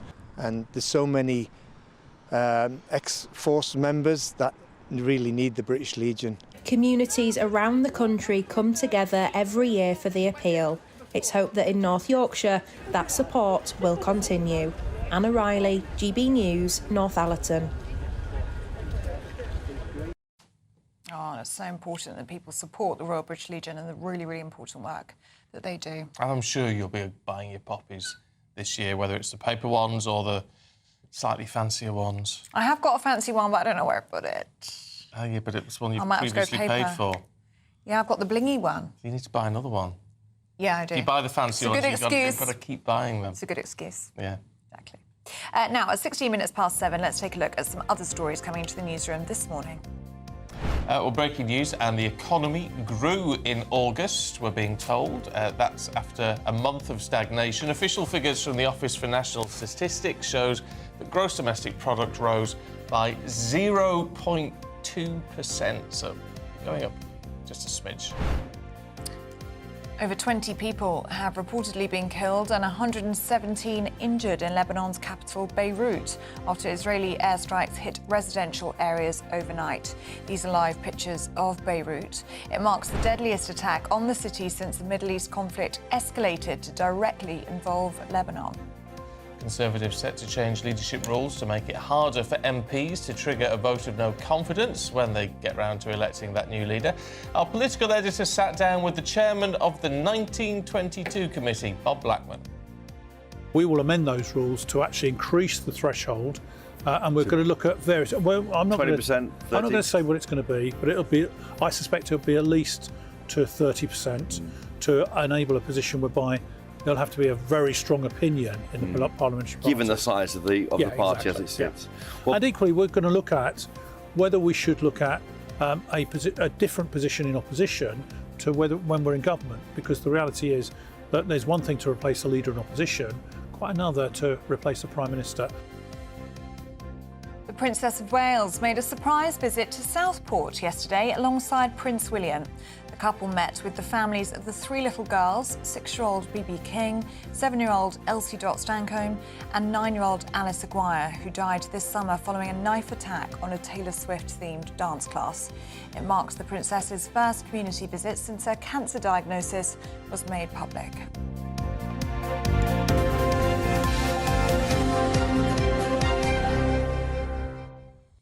And she's all over the papers this morning. And what an important visit to do, actually. We know how heartbroken they were when the news came out about that attack. They did release a statement. But the fact that it's her first sort of event of the type, and that's where she's decided to go along with the Prince of Wales. I think that's really important, actually. It's a perfect first visit for her, isn't she?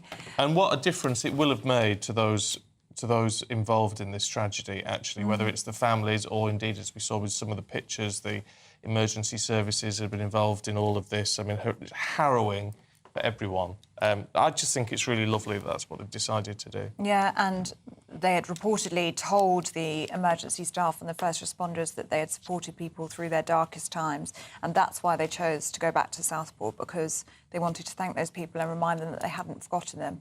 They were still there, they were still supporting them, and that's why they wanted to privately meet those families and then talk to the community and those first responders as well. It's a perfect choice, isn't it, for that first trip back? I mean, nothing more important, really. No, but it shows what they're there to do, actually, and what they do so well. Good on them. Good on them. Right, shall we see what the weather's going to do? It was very, very cold first thing this morning. Let's see if it's going to get any better as the day moves on. Here's Alex.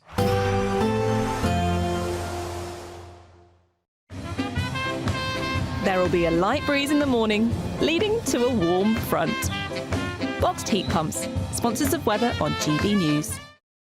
Good morning. Welcome to your latest weather update from the Met Office here on GB News. A chilly one out there this morning. Most, though, having a fine day with some autumn sunshine. The main exception will be parts of Scotland, where it will stay fairly cloudy. We've got quite a bit of showery rain working in here at the moment, and certainly the west coast will stay fairly damp through the day. A few of those showers just grazing into the north of Northern Ireland. Some may get into northwest England, particularly over the Lake District. But I suspect for most of England and Wales, it's a dry and a fine day. Yes, it's chilly out there this morning, and temperatures are going to struggle to get much above about 12 or 13 degrees Celsius, but with light winds and the sunshine, shouldn't feel too bad.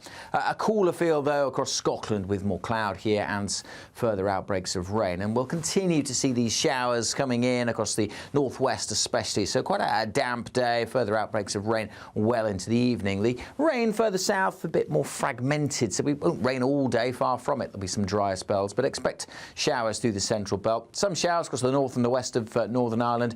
Much of the day, though, dry in Belfast. And, as I said, for England and Wales, by and large, it's a dry and a fine day. Just a little on the cool side, and pretty quickly this evening, if you're heading out, those temperatures will be dropping away under these largely clear skies. The cloud will keep the temperatures up across Scotland.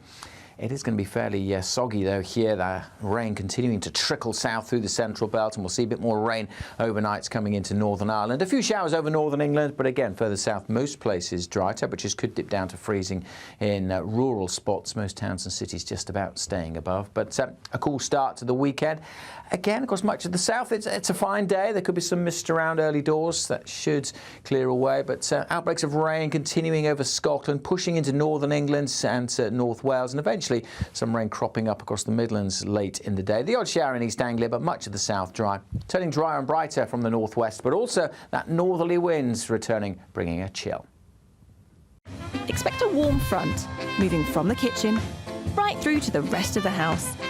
Boxed boilers, sponsors of weather on GB News. Now it's time for the Great British Giveaway. And before we tell you how you could win £36,000 in tax-free cash, we caught up with Angela, who won 30 grand last month. She told us what that was like. Hi, I'm Angela from Wigan, and I won £30,000 with the Great British Giveaway. I could not believe it. I thought it was a joke. Winning the money enabled me to treat my children, which I've not been able to do for a while. And yeah, it's given us peace of mind now at night. I'd say to people who want to enter or are wondering whether to enter, to do it. It's one text, and if I can win, anyone can win, because I don't win anything. This is the first ever prize I've ever won, and it happens to people like me. Wow, can you imagine? What a phone call that must be. Oh, be nice. Well, you could get a phone call like that, except with 6 grand more, £36,000. If you want to enter, here's how. On demand. Good luck. Yes, good luck. You've gone very raspy. I'm very groggy. Do you know what it is? I had my vaccines last week, and you had flu here, you had COVID here. I had them both in the same arm. Oh, did you? Very brave. but I've been a bit raspy ever since. I hope people say, oh, that's why I don't have them. Have them. Have them.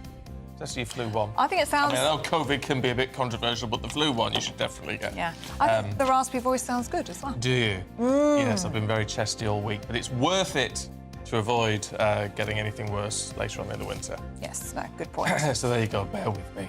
You'll have to do all the talking. Do you want me to do this next week? Yes.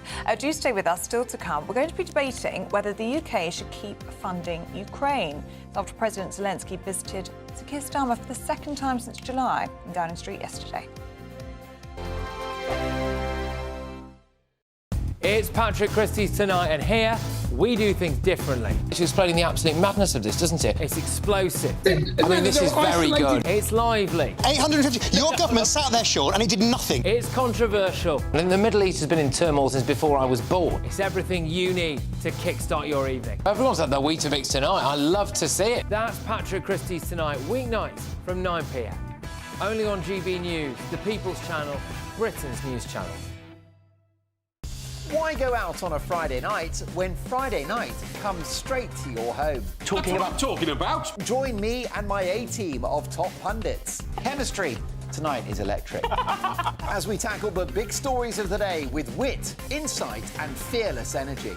Man of the people. It's all vibe. Just a filing cabinet on wheels with a tie on. So, order in Friday Night Live with me, Mark Dolan, every Friday at 8, only on GB News, the People's Channel, Britain's news channel. In the GB Newsroom, we bring you the news as it happens. With our team of dedicated journalists across the UK, we're ready to keep you up to date with what's happening every half an hour, every single day. Bulletins here on GB News, the People's Channel, Britain's news channel. This is Britain's Newsroom, where your voice matters. It's just astonishing. With expert analysis and honest opinion, we don't just keep you informed. We bring you unique perspectives you won't see anywhere else. Can't argue with any of that. When the news happens, it happens here. On Britain's Newsroom, weekdays from 9:30 a.m. Only on GB News.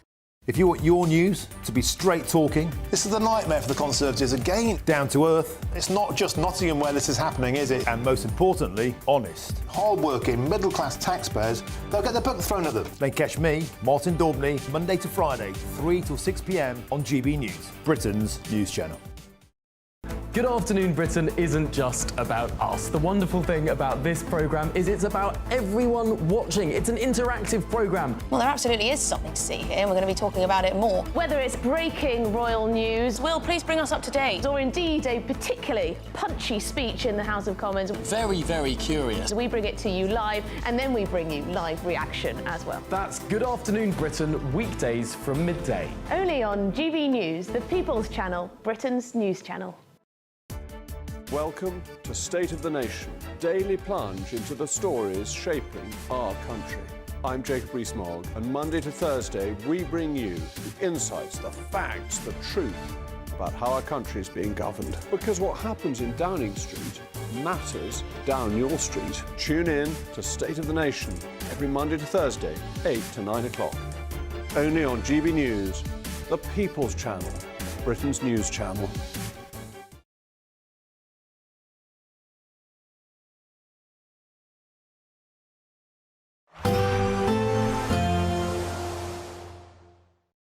Expect a warm front, moving from the kitchen right through to the rest of the house.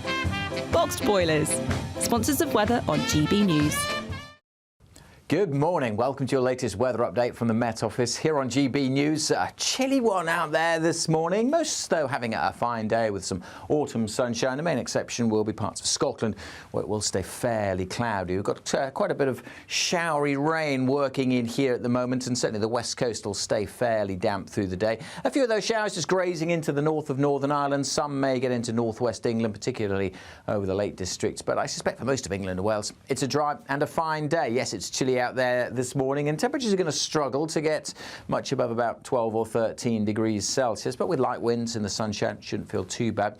A cooler feel, though, across Scotland with more cloud here and further outbreaks of rain. And we'll continue to see these showers coming in across the northwest especially, so quite a damp day, further outbreaks of rain well into the evening. The rain further south a bit more fragmented, so we won't rain all day, far from it. There'll be some drier spells, but expect showers through the central belt. Some showers across the north and the west of Northern Ireland.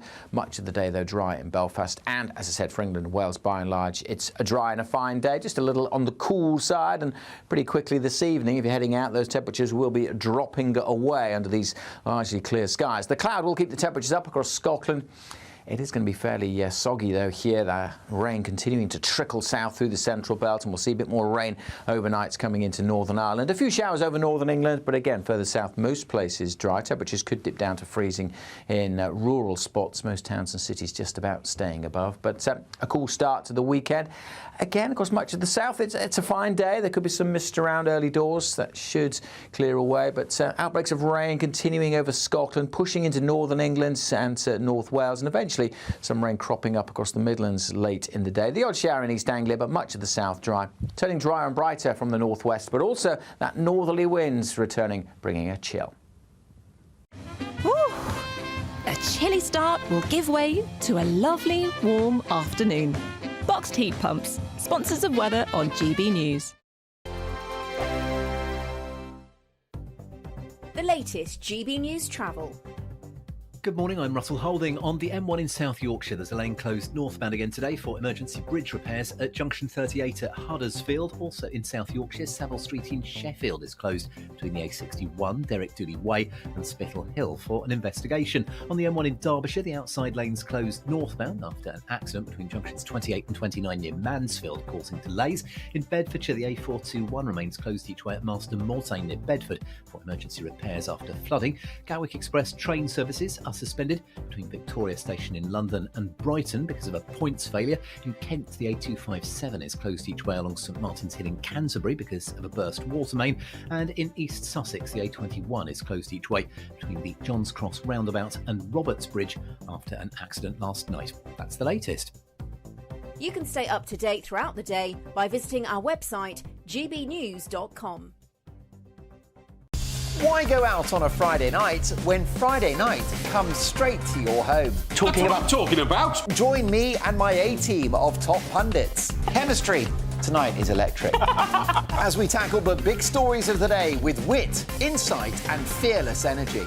Man of the people. It's all vibe. Just a filing cabinet on wheels with a tie on. So, order in Friday Night Live with me, Mark Dolan, every Friday at 8, only on GB News, the People's Channel, Britain's news channel. Good Afternoon Britain isn't just about us. The wonderful thing about this programme is it's about everyone watching. It's an interactive programme. Well, there absolutely is something to see here, and we're going to be talking about it more. Whether it's breaking royal news, Will, please bring us up to date, or indeed a particularly punchy speech in the House of Commons. Very, very curious. We bring it to you live, and then we bring you live reaction as well. That's Good Afternoon Britain, weekdays from midday. Only on GB News, the People's Channel, Britain's news channel. Welcome to State of the Nation, daily plunge into the stories shaping our country. I'm Jacob Rees-Mogg, and Monday to Thursday we bring you the insights, the facts, the truth about how our country is being governed. Because what happens in Downing Street matters down your street. Tune in to State of the Nation every Monday to Thursday, 8 to 9 o'clock. Only on GB News, the People's Channel, Britain's news channel.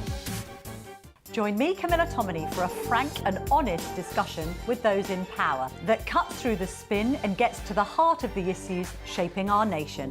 You haven't confirmed that you want to stand as leader, but you haven't ruled it out either. This report basically says that he's not fit to stand trial. Is he indecisive? Incompetent? I deliver the dose of reality Westminster needs. That's the Camilla Tominey Show at 9:30 every Sunday on GB News. The People's Channel, Britain's news channel.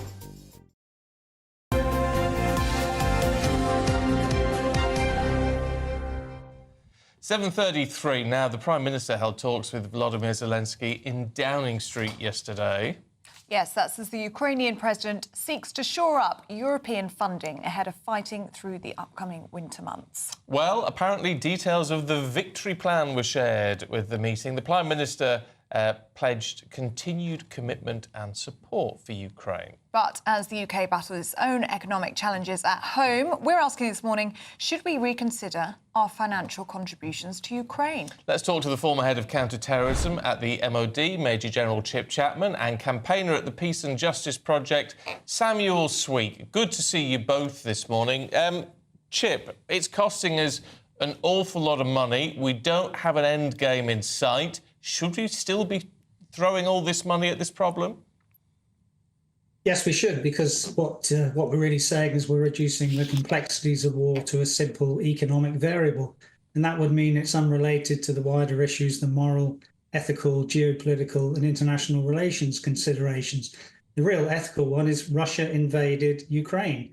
And what we need to show is the futility of force rather than the utility of force. Secondly, on the moral side, Russia has genocidal intent. It does intend to destroy Ukraine as a national group to make sure that it is no longer a sovereign nation. On those two variables alone, we should continue to support Ukraine until there is a better peace. The better peace is Ukraine joining the EU with its 1991 sovereign boundaries intact. Samuel, what do you make of it? Well, I think it should be the responsibility of our government to, yes, support Ukraine's right to self-defence, but also we need to be looking at ending the death, the displacement and the destruction that the war has brought over the time that it's been running, and they need to make sure that both parties, all parties, get around the table and they negotiate to end this war. It's cost a lot of lives and it needs to stop. There needs to be more voices for peace, and I think our government needs to take an active responsibility in ensuring that those voices get around the table and the war is brought to a swift close. Chip, I mean, are we doing enough jaw on this one? Well, there's two responses to that. The first one is what has been outlined is essentially what one would call a humanitarian peace. That's really what Trump outlined, actually, in terms of he doesn't think in terms of winning or losing. He thinks in terms of stopping the killing. That is honourable because of the human security need of people's desire to be alive. But that is a surrender peace. The second thing is Russia wants negotiations, but it doesn't want to negotiate. And there's not enough leverage on either side to get to a position where negotiations can take place at the moment. So both those responses are slightly naive in geopolitical terms. Samuel, what do you make of that? Negotiations, especially in terms of Russia, they don't want to come to the table. Well, what you need to remember is towards the start of the war, there was actually negotiations in terms of agriculture and in terms of some other sort of economic bits like that. There hasn't massively been a will for both parties to get around the table, but I think a lot of that the issue needs to be forced by Ukraine's Western allies, and we need to bring ourselves into a position where they are brought around the table. We can't simply keep adding fuel to the fire of war and causing more death and destruction. But isn't there the argument there, Samuel, that the idea of a surrender peace would ultimately give Russia more, or others indeed, incentive to do what they wanted? Because if they're going to end up with some sort of victory sanctioned by the West, that's a bad move, isn't it? No, I don't see it as being a victory, and I think it's very rare that I will agree with the words of Donald Trump ever, but what he's right in saying is that there are no winners and there are no losers in this conflict, and it has the potential to drag on for years and years to come, causing much more death, much more destruction. And simply, as I've said, Western governments have a responsibility to ensure that does not happen. I don't believe in like talking about terms such as surrender peace. Everyone is losing here. The war needs to be brought to a swift close, and it is as simple as that. And the way to do that is through getting the parties around the table and negotiating the end of the war. Chip, is everyone losing here? Well, people are losing their lives, but you need to understand what type of peace you want. So Samuel's mentioned surrender peace, as I did. Do you want a just and better peace? Or do you want a frozen peace, which is on the offer in terms of Minsk I and Minsk II in about 2020 before this invasion? Do you want a Carthaginian peace, which is what Russia want? That is, they want to destroy the sovereignty of Ukraine. And that is all to do with the fact that you also have this land for peace deal. That would destroy the sovereignty of that country. That is against the UN Charter, which tells people to refrain from war. OK, we've got to leave it there, you two. Chip Chapman, Samuel Sweek, thank you both very much indeed. Got to agree to disagree on that one. What's your thought? Yeah. gbnews.com/yoursay. Now at 7:39, it's time for sports with Paul Coit, who's here with us. Morning. Morning. But I mentioned Greece first. Greece did very well, beat Greece England. is the word. Greece is the word, and they did very well, and England did not do very well at all. Lee Carsley tried to change things around, so you've got to give the guy a break for trying something different. Didn't work out. Now everybody's saying, oh, it's a tactical disaster and what England have done and they've been useless and it's all Lee Carsley's fault. But anyway, he seemed to have ruled himself out of the job as a result. He sort of did, didn't he? He was like, well, it's because he's the under-21s coach. He's like, well, I'll go back to the 21s. You know, I'm happy there. Maybe it's the first. It's like, actually, you know what? I'll leave as it is. But Greece won 2-1. I mean, they scored 3 other goals as well. That were offside, so they were well beaten by Greece. Now, in cricket, we've got Pakistan, who are just about hanging on in the first test. It's been a crazy first test. So many runs scored. England broke 11 different records for batting, and now they need 3 wickets. So they've got a few hours yet. So we're coming up to lunch, so there's a very good chance they're going to win, which is good. Now, tell me what, it's a very good reason why I've got my elbow and knee pads on this morning. I wondered why that was. Yeah. Is it to do with the guest or what's going on this weekend? Well, this is it. You see, I don't want to fall off and damage me bits off from my skateboard. The skateboard GB National Championships. Yes. There's only one person we could possibly speak to about this. He was with us just before the Olympics, live from California. He's in the country. Andy Mack, the great Andy McDonald, 8-time world champion, competed in the Olympics in Paris the other month, and he's going to be at the National Championships, and we've got him right now. Morning, Andy. Good morning, how are you? You're really well. Look, it's great to see you again. And last time we spoke was just before the Olympics. Then you've gone out there, you did yourself proud, everybody was watching. Listen, for everything that you've done, how was it for you? Oh, it was amazing. It was really the experience of a lifetime. Just so much fun, so much positive energy there in Paris, and great for skateboarding on the world stage. My opportunity to show skateboarding, show the world what a joy skateboarding is, no matter what age you are. But personally, though, I mean, we're saying about what it is to highlight the sport, which is great. But with everything that you've done, how is it now that you are an Olympian? It's pretty surreal still, you know. I'm still coming down off of just such a buzz, just the experience of a lifetime, and happy to be back over here got into London yesterday, spent the day at a shoot in Birmingham, and then I'm heading up to Glasgow today for the Skateboard GB World Championship, National Championships, and it's going to be great. How good are we then as a nation? Because, you know, going back to when I was a kid and probably about a little bit older than you, maybe, Andy. So I'm like 33, so you're what, 35? I know. So over in the States, that's where all the skateboarding was. But I remember kids back in the late 70s that were doing it, and then it's going through. Where are we on the stage of skateboarding at the moment in this country? Well, when I joined the British national team about 3 years ago, my personal assessment was that the whole skateboarding scene in the UK was about 15 years behind where it is in the States, as far as just the public perception of skateboarding, certainly the facilities, and just with certainly the Tokyo cycle, but now especially the Paris cycle, where people really get to see skateboarding.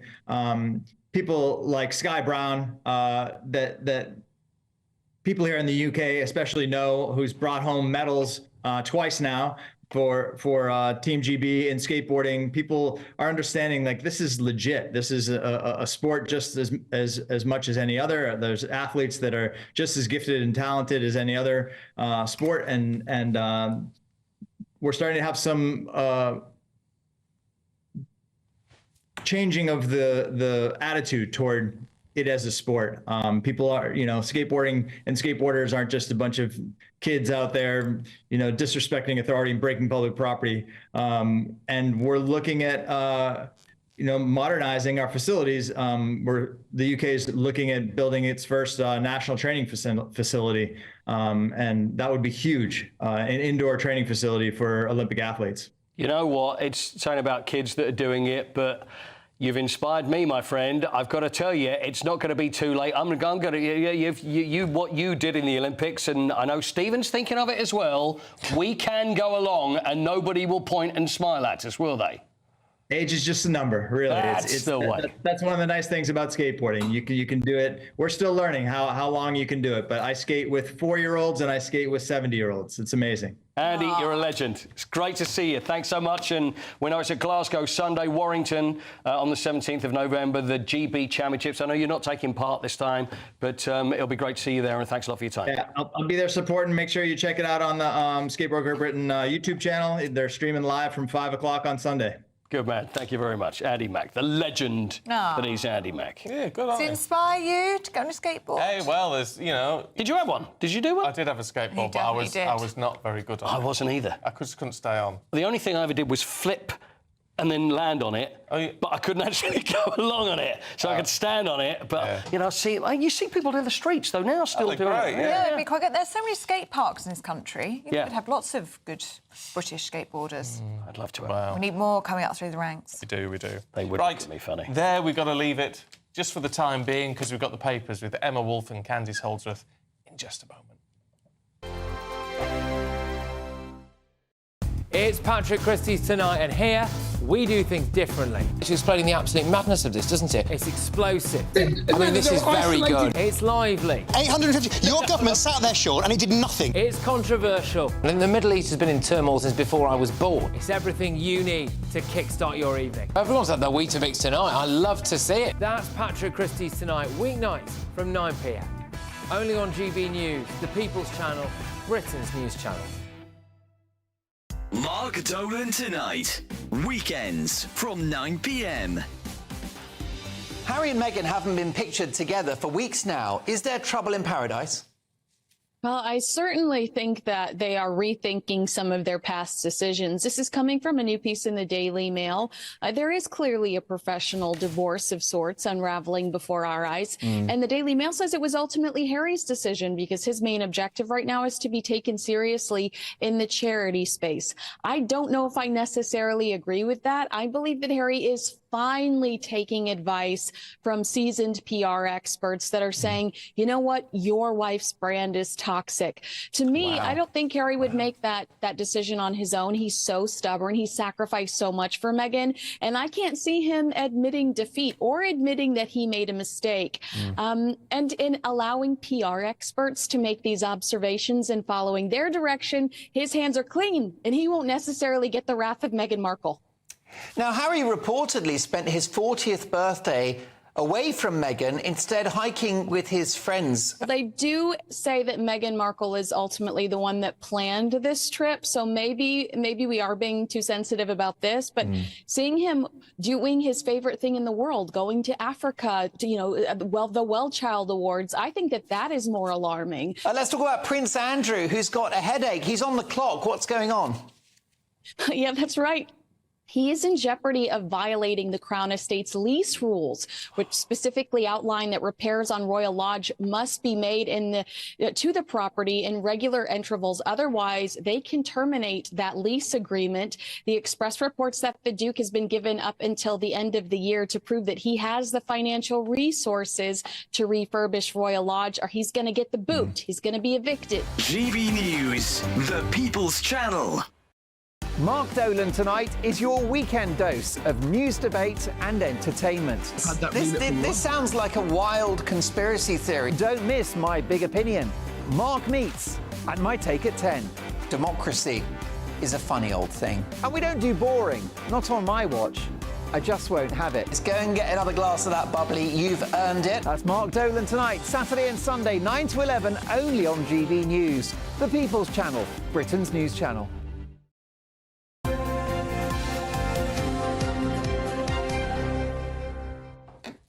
Welcome back. We'll go through the papers now with Emma Wolf and Candice Holdsworth. Morning, ladies.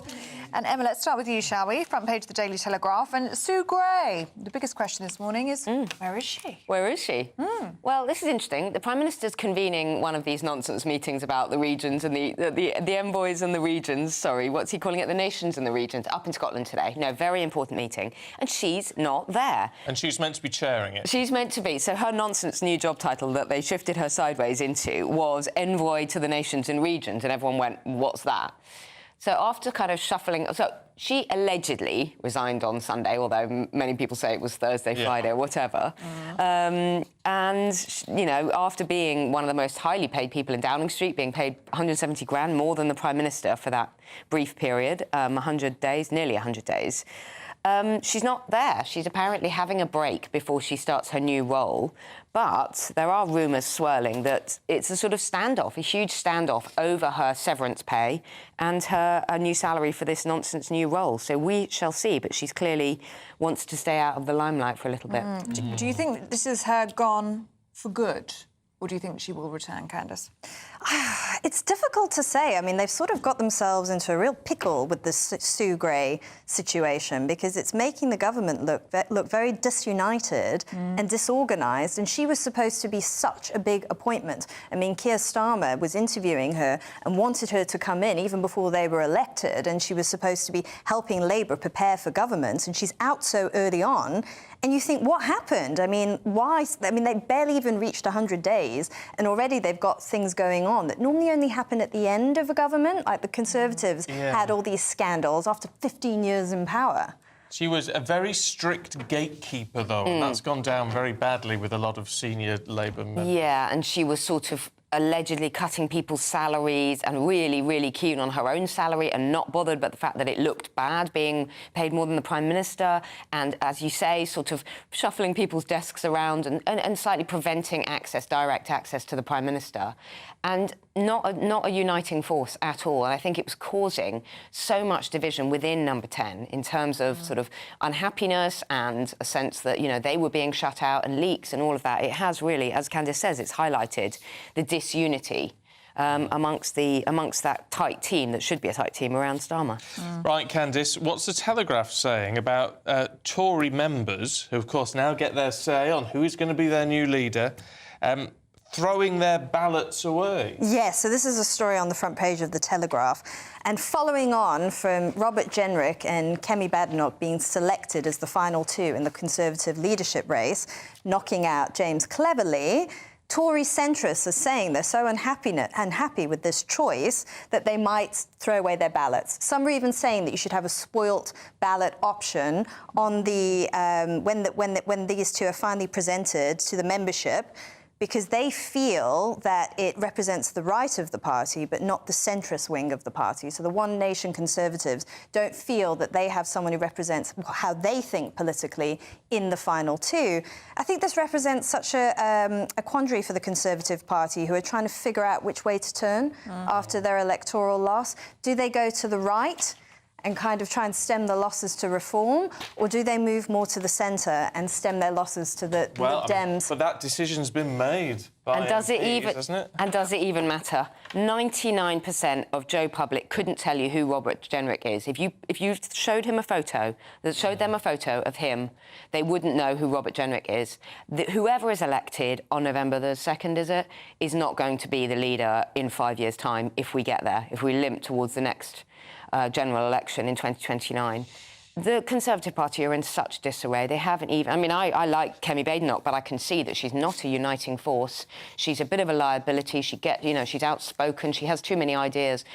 They are in a mess. The Conservatives are in an absolute mess. Yeah, I mean, I quite liked, just personally, just someone like Tom Tugendhat, and he's meant to have a lot of broader appeal, but with the Conservative membership, which tends to be more right to the electorate, he's not that popular. No.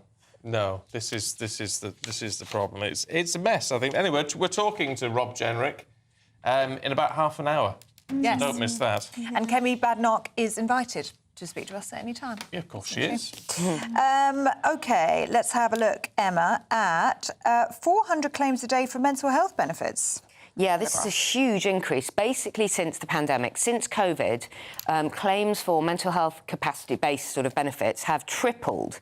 It used to be around 47,000 claims a year. It's now around 145,000. I don't think we've got to even the bottom of, I mean, we haven't got to the end of the inquiry, but we haven't got to the bottom of just the huge impact that lockdowns and the pandemic and all of that had on people and on their mental health. You see, I disagree.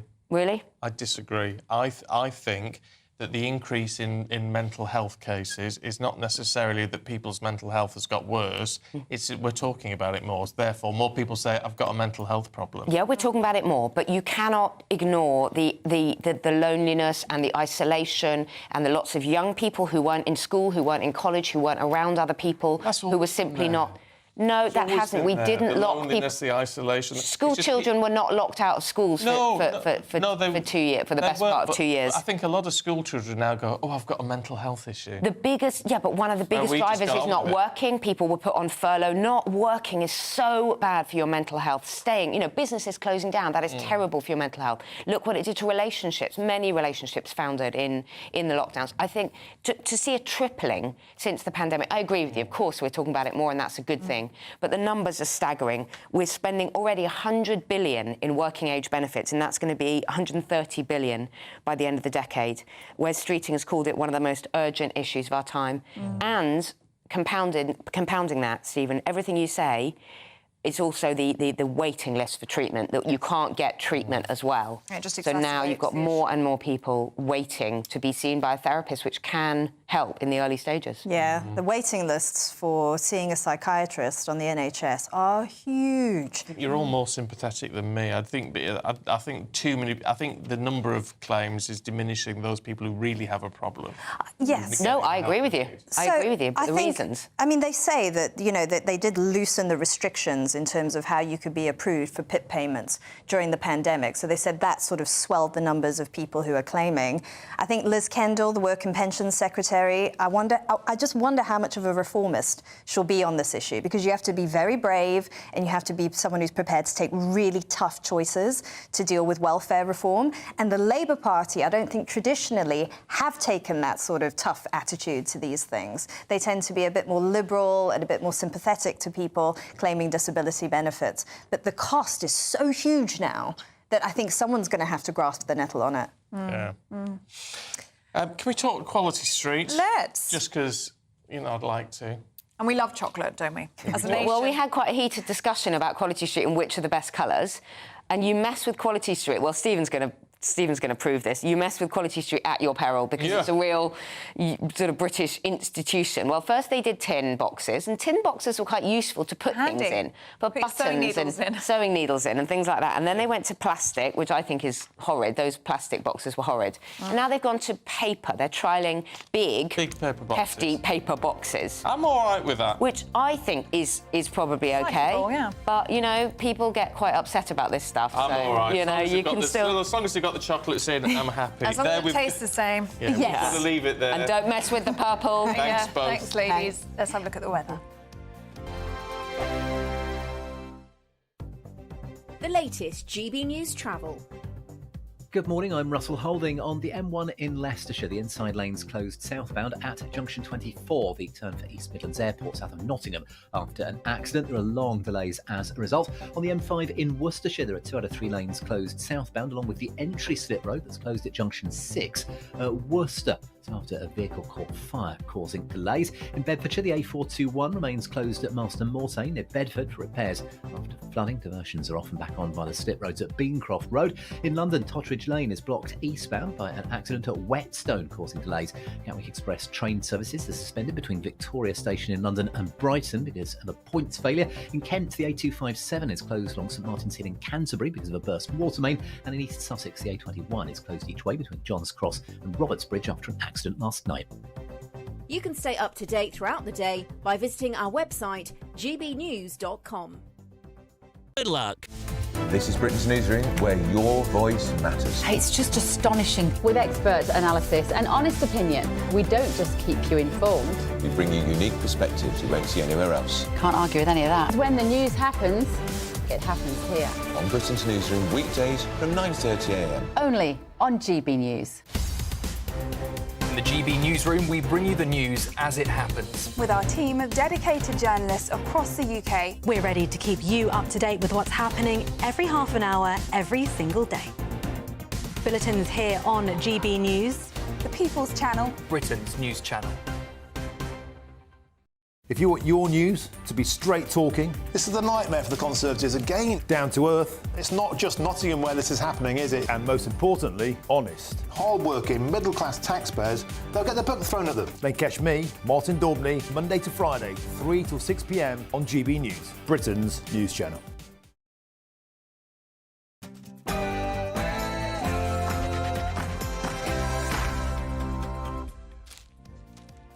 Well, a very good morning to you. Looking at our main news for you this morning, and Rachel Reeves is under fire over claims that capital gains tax could rise to its highest level on record in the budget.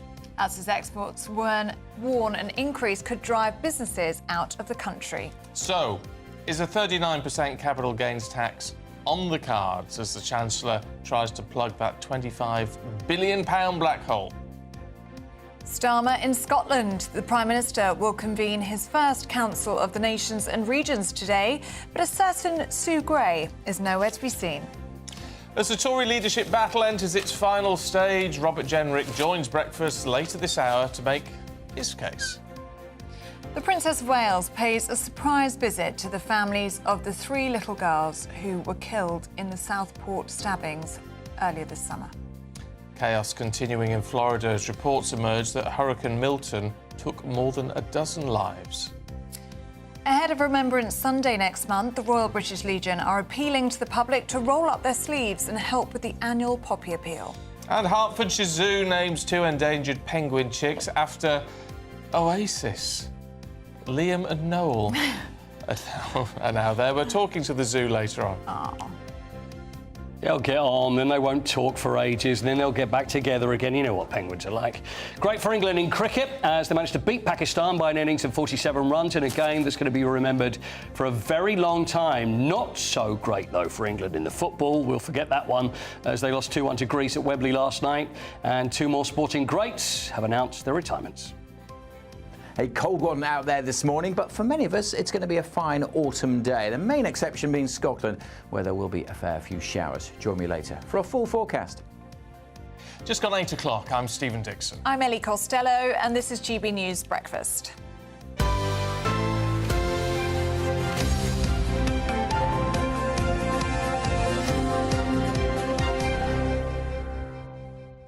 Northern Lights were in town.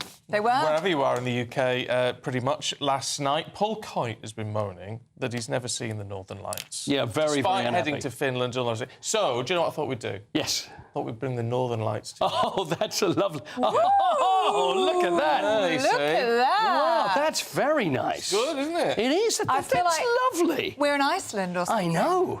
In fact, I feel a chill. Yes. Look Very at that. good. That's magnificent. It's fantastic. Gorgeous Beautiful. stuff. It is one of those things that everybody wants to see, and that's because they are just this incredible thing of nature, and they move so quickly that you can actually see the whole thing's move. Yeah. Is that your Aurora Borealis? It is. Is that right? Well, Northern It Lights, is. Southern Lights, Aurora, something else, obviously. Oh, right, OK.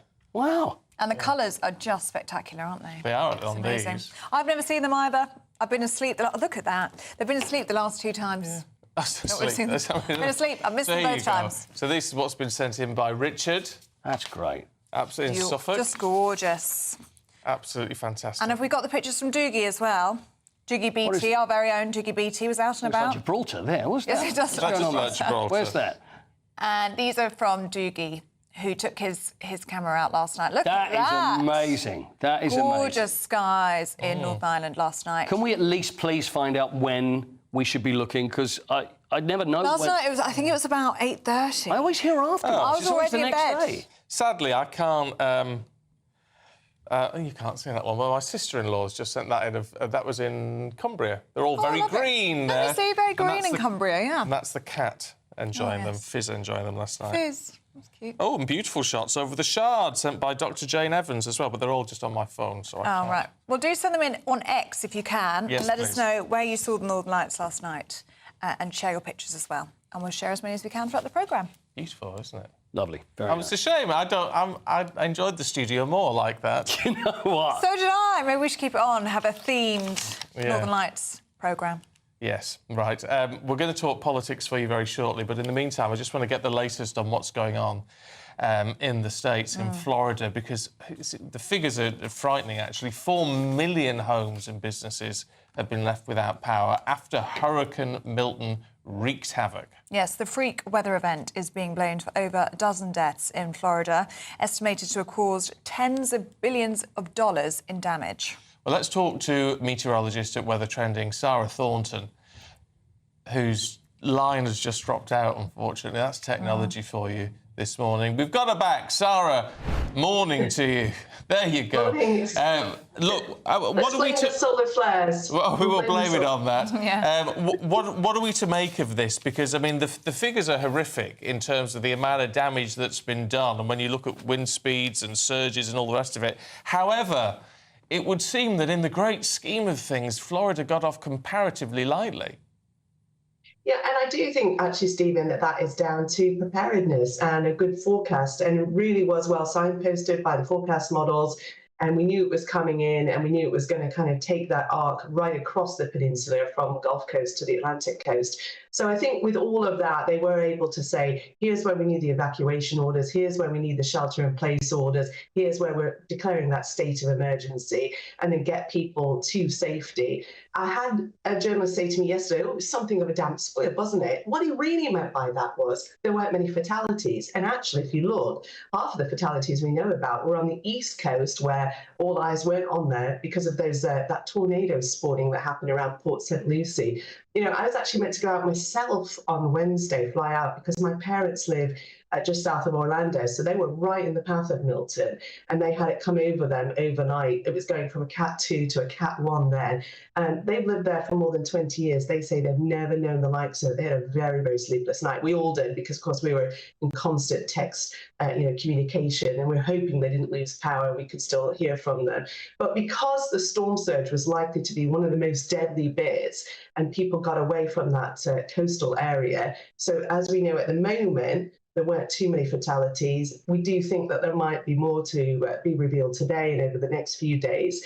And the rainfall, of course, such an issue. 18 inches, 45 centimetres of rain just in a very short space of time, just along the coast. I mean, that is just unprecedented rain. You cannot survive that. And the storm surge, okay, it wasn't as bad in Tampa as people thought it might be originally, but it was still very hairy. So I do think the fact that we haven't lost so many lives that we know about yet is down to that preparedness. And we've still got a lot of the hurricane season still to come, haven't we, Sarah? I mean, we're tailing off now. We've probably reached the peak of it. But, you know, you're quite right, Ellie, to flag up the fact that, you know, essentially what you're saying is we had 2 hurricanes hit Florida in less than 14 days. I mean, that's crazy. And that is because the Gulf of Mexico is so warm at the moment. The sea there is so warm. So for hurricane formation, you need the sea temperature at 27 degrees or higher. And of course, it's well over that. And at the moment, it's around 2 or 3 degrees above average for the time of year, which is the jet fuel for these systems.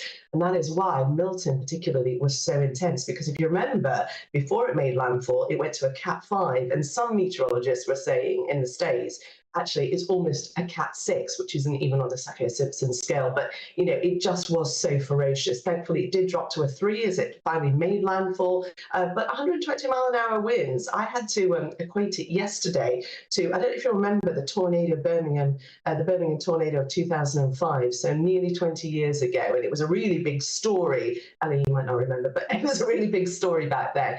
And that had sustained winds for a little bit of time of around 120 to 130 miles an hour. Just think about the comparison of that to Milton, where those sustained winds kept going and only slowly dropped down to 110, 100 miles an hour as it traversed its way eastwards.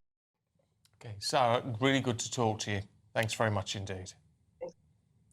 Now, with just 19 days until the government's first budget, economists are suggesting rumours of Treasury plans to raise capital gains tax could cut revenue. Yeah. I mean, you raise the taxes to increase revenue, but if it's too punitive, then it could have the opposite impact, actually.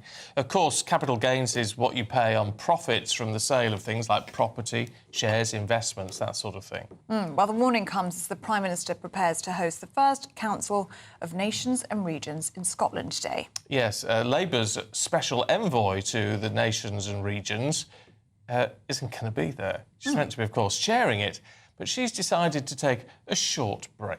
Yes, well, joining us live now from Westminster is GB News' political correspondent Olivia Utley. Morning to you, Olivia. And that is the biggest question this morning, isn't it? Where is Sue Gray?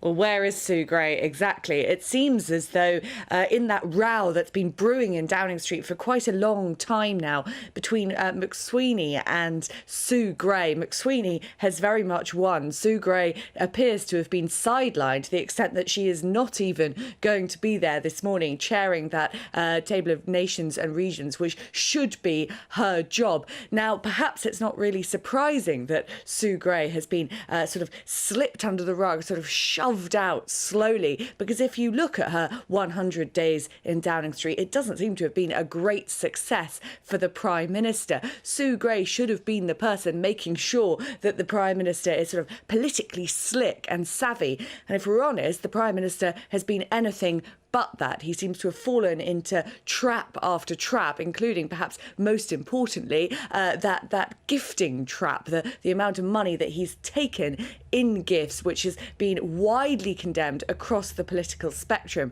So Sue Gray is out on her ear. Let's see how this role of hers develops over the next few months. I have a feeling we're not going to be seeing that much of her. In terms of other things hanging over the government, of course, I mean, we're all dreading the budget. We're dreading the budget because we've been told to dread the budget, frankly. And yet now these warnings that actually things like CGT, which are going to have to go up, could be going up to punitive levels. Well, exactly. Now, this is a huge, huge problem for Rachel Reeves. During the run-up to the election, she talked about some of these measures, including capital gains tax, which ideologically, it works very, very well for Labour. The idea behind this Keir Starmer government is that those with the broadest shoulders should be carrying the biggest part of the burden. So raising capital gains tax, which is only paid by a very, very small number of pretty rich individuals, seems like a logical solution to an obvious problem. But when you delve into the details, as Rachel Reeves is doing now, it turns out that it's not as simple as that. Paul Johnson of the IFS, their independent, well-respected think tank, has said that actually you could end up in a position where a raise in capital gains tax means that the Treasury revenue goes down. Now, why is that? It's because only 12,000 people in the country pay 2/3 of the 15 billion raised by capital gains tax. That's because it is only a tax paid by the very wealthiest. So a really, really small number of people changing their behaviour could end up making a huge difference in the amount of capital gains revenue that is raised. If you have, say, half of those 12,000 people choosing not to sell their assets or leaving the United Kingdom altogether because they don't want to be charged a punitive rate of capital gains tax, then, of course, the Treasury raises less money than if it had done nothing at all. And amazingly, something else is actually being looked at by Treasury officials at the moment along the same lines. That decision to scrap the non-dom status, so that those who are domiciled in the United Kingdom but from elsewhere currently don't pay nearly as much tax here as an ordinary UK resident, the Labour government has said over and over again that it's planning to close that loophole. And in fact, they used it as a stick with which to beat Rishi Sunak, whose wife, of course, is a non-dom resident. Now they're saying that even that they're going to be looking at before the budget, and they might actually decide not to go ahead with it, at least not in the form that we've heard about, because there is a real risk of these non-doms just leaving the country and not paying any tax at all. So what Rachel Reeves and Treasury officials are finding out is that measures which on the surface of it look ideologically ideal for Labour, and which on the surface of it look as though they would raise lots and lots of tax, actually might have some unintended consequences. Okay. Olivia Utley there for us in Westminster. Thank you very much. Of course, we've got to bear in mind what's happening on the other side of the House of Commons, of course, still fighting over who is going to be Tory leader, but we know it's down to two, Robert Jenrick, Kemi Badenoch. We're going to be talking to Robert Jenrick, actually, in about 20 minutes or so. But we've got a full head-to-head debate for you, which is happening on Thursday, next Thursday, here on GB News, hosted by our political editor, Christopher Hope. Yeah, and then there's going to be a special programme afterwards with Patrick Christie's, isn't there, getting reaction from a live studio audience to that head-to-head debate between Robert Jenrick and Kemi Badenoch. So you don't want to miss that. Now, let's have a look at some of the other stories. Heading into the newsroom this morning at 8:15. The UK economy grew in August. That's after 2 months of stagnation. Official figures from the Office for National Statistics show gross domestic product rose by 0.2%. More than 20 people have been killed, 117 injured in Lebanon's capital, Beirut, after Israeli airstrikes hit residential areas, apparently, overnight. This is the scene there this morning. You can see on the overview there's still more smoke rising. It all marks the deadliest attack on the city since the Middle East conflict escalated to directly involve Lebanon. Israel showing no signs of letting up on their attack at the moment. The Princess of Wales made a surprise visit to Southport yesterday alongside Prince William. The couple met with the families of the 3 little girls, 6-year-old BB King, 7-year-old Elsie Dot Stancombe and 9-year-old Alice Aguirre, who were killed this summer following a knife attack on a Taylor Swift-themed dance class. It marks the princess's first community visit since her cancer diagnosis was made public.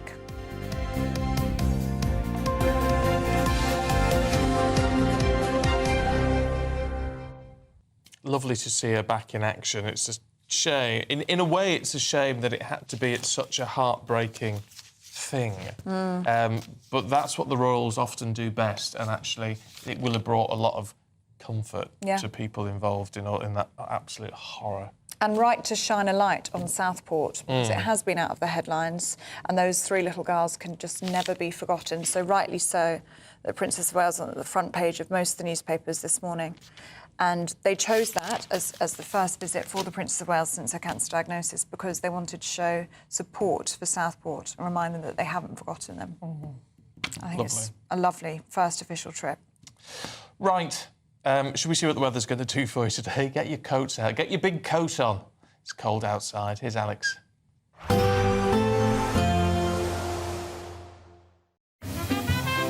Heavy showers first thing will be followed by a warm, cosy day.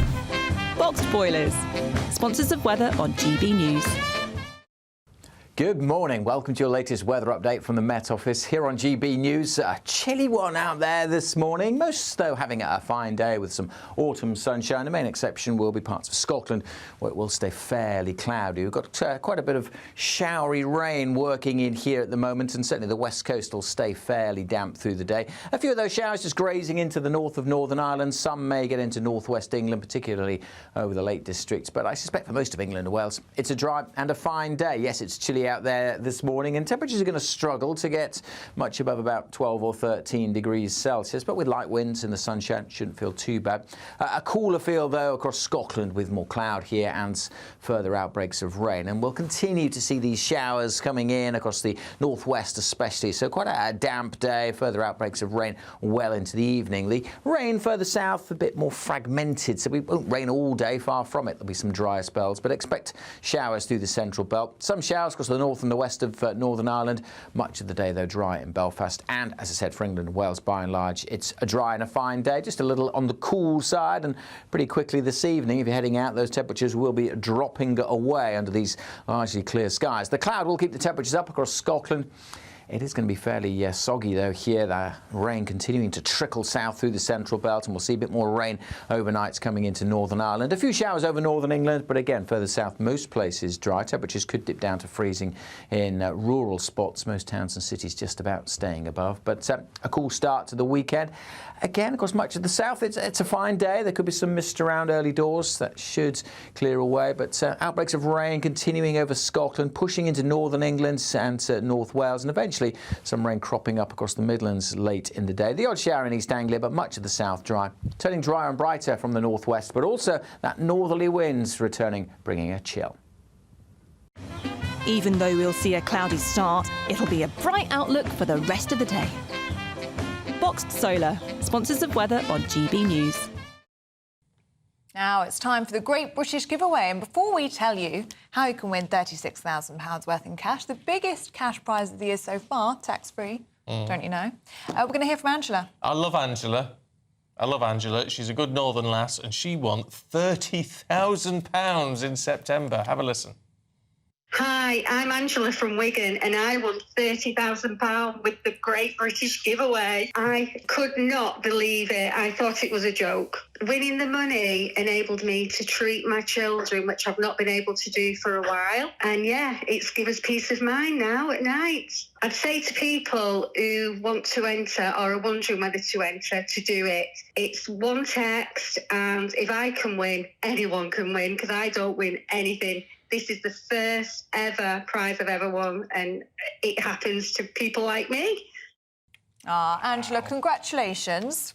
Hope you enjoy spending your winnings. Must be amazing. Yeah, if you want to be like Angela, only, don't tell her, with £6,000 more in the pot, then you've got to, you know, be in it to win it sort of thing. Here are the details. Demand. Good luck. Now, still to come, a couple of penguin chicks are making national headlines. Find out why next.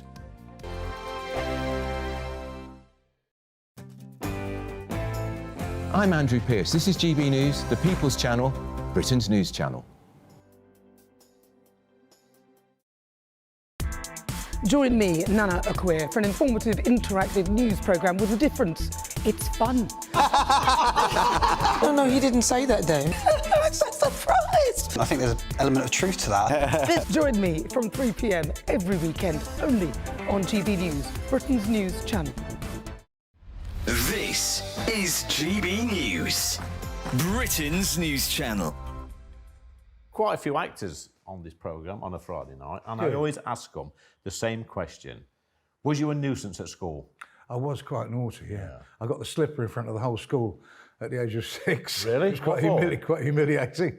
And I got the cane as well a bit later on, yeah. But it didn't do me any harm, did it, really? No, do you know what? I think, you know, the schools these days, things have changed a lot, haven't they? And you've got your kids assaulting teachers and stuff. Well, we're not advocating really violence at all. Not at all. And, well, but I think, you know, my mother used to be quite strict with me as a boy, but I probably needed it. You know, I did things like, I watched a Western once and I saw these the Indians firing blazing arrows into the cowboy's truck or whatever, in the cabin. So I thought, I'll have a go at that. And I had a bow and arrow with some petrol in the garage. I found a rag and fired this flaming arrow into the next door neighbour's fence. So you're an arsonist as well? Yeah. Box of matches, absolutely. What excitement. And my mother ran out of the kitchen with a bowl of washing up water and threw it over the fence. What on earth are you doing? Do not try this at home, by the way. No. So, what got you into acting, John? Well, I went to the cinema every week because we didn't have a TV. Yeah. So I really got into watching these movies. And I used to come out and then I'd go to Saturday morning pictures as well. And I'd come out of the movie and I'd feel like Paul Newman for about an hour. Yeah. Or I'd pretend to be with my friends when we were younger. Yeah. We'd go playing games along the beach in North Kent. Herne Bay. And so that's how I got the taste of it, I guess. Then I joined an amateur dramatic society, local theatre group. I did Oliver, and I played Noah Claypole, who locks Oliver in the coffin. You know, in Oliver. Did you have a dog? Yes, an untrained pit bull. And I got up onto the stage. I tied him to the table in the tavern. He did across the stage with the table. And on another occasion, he lifted his leg against the table as well. So GB News, the People's Channel. Every Saturday, 10 till 12, we'll bring you all of the news that you need to know. We'll also remind you that there is so much to smile about. It's my favourite time of the week. I get to relax, enjoy some light-hearted stories, and let Ellie teach me about fashion too. That's Saturday Morning Live, every Saturday, 10 till 12. Only on GB News, Britain's news channel. I'm Bev Turner. Thank you for joining us on GB News, the People's Channel, Britain's news channel.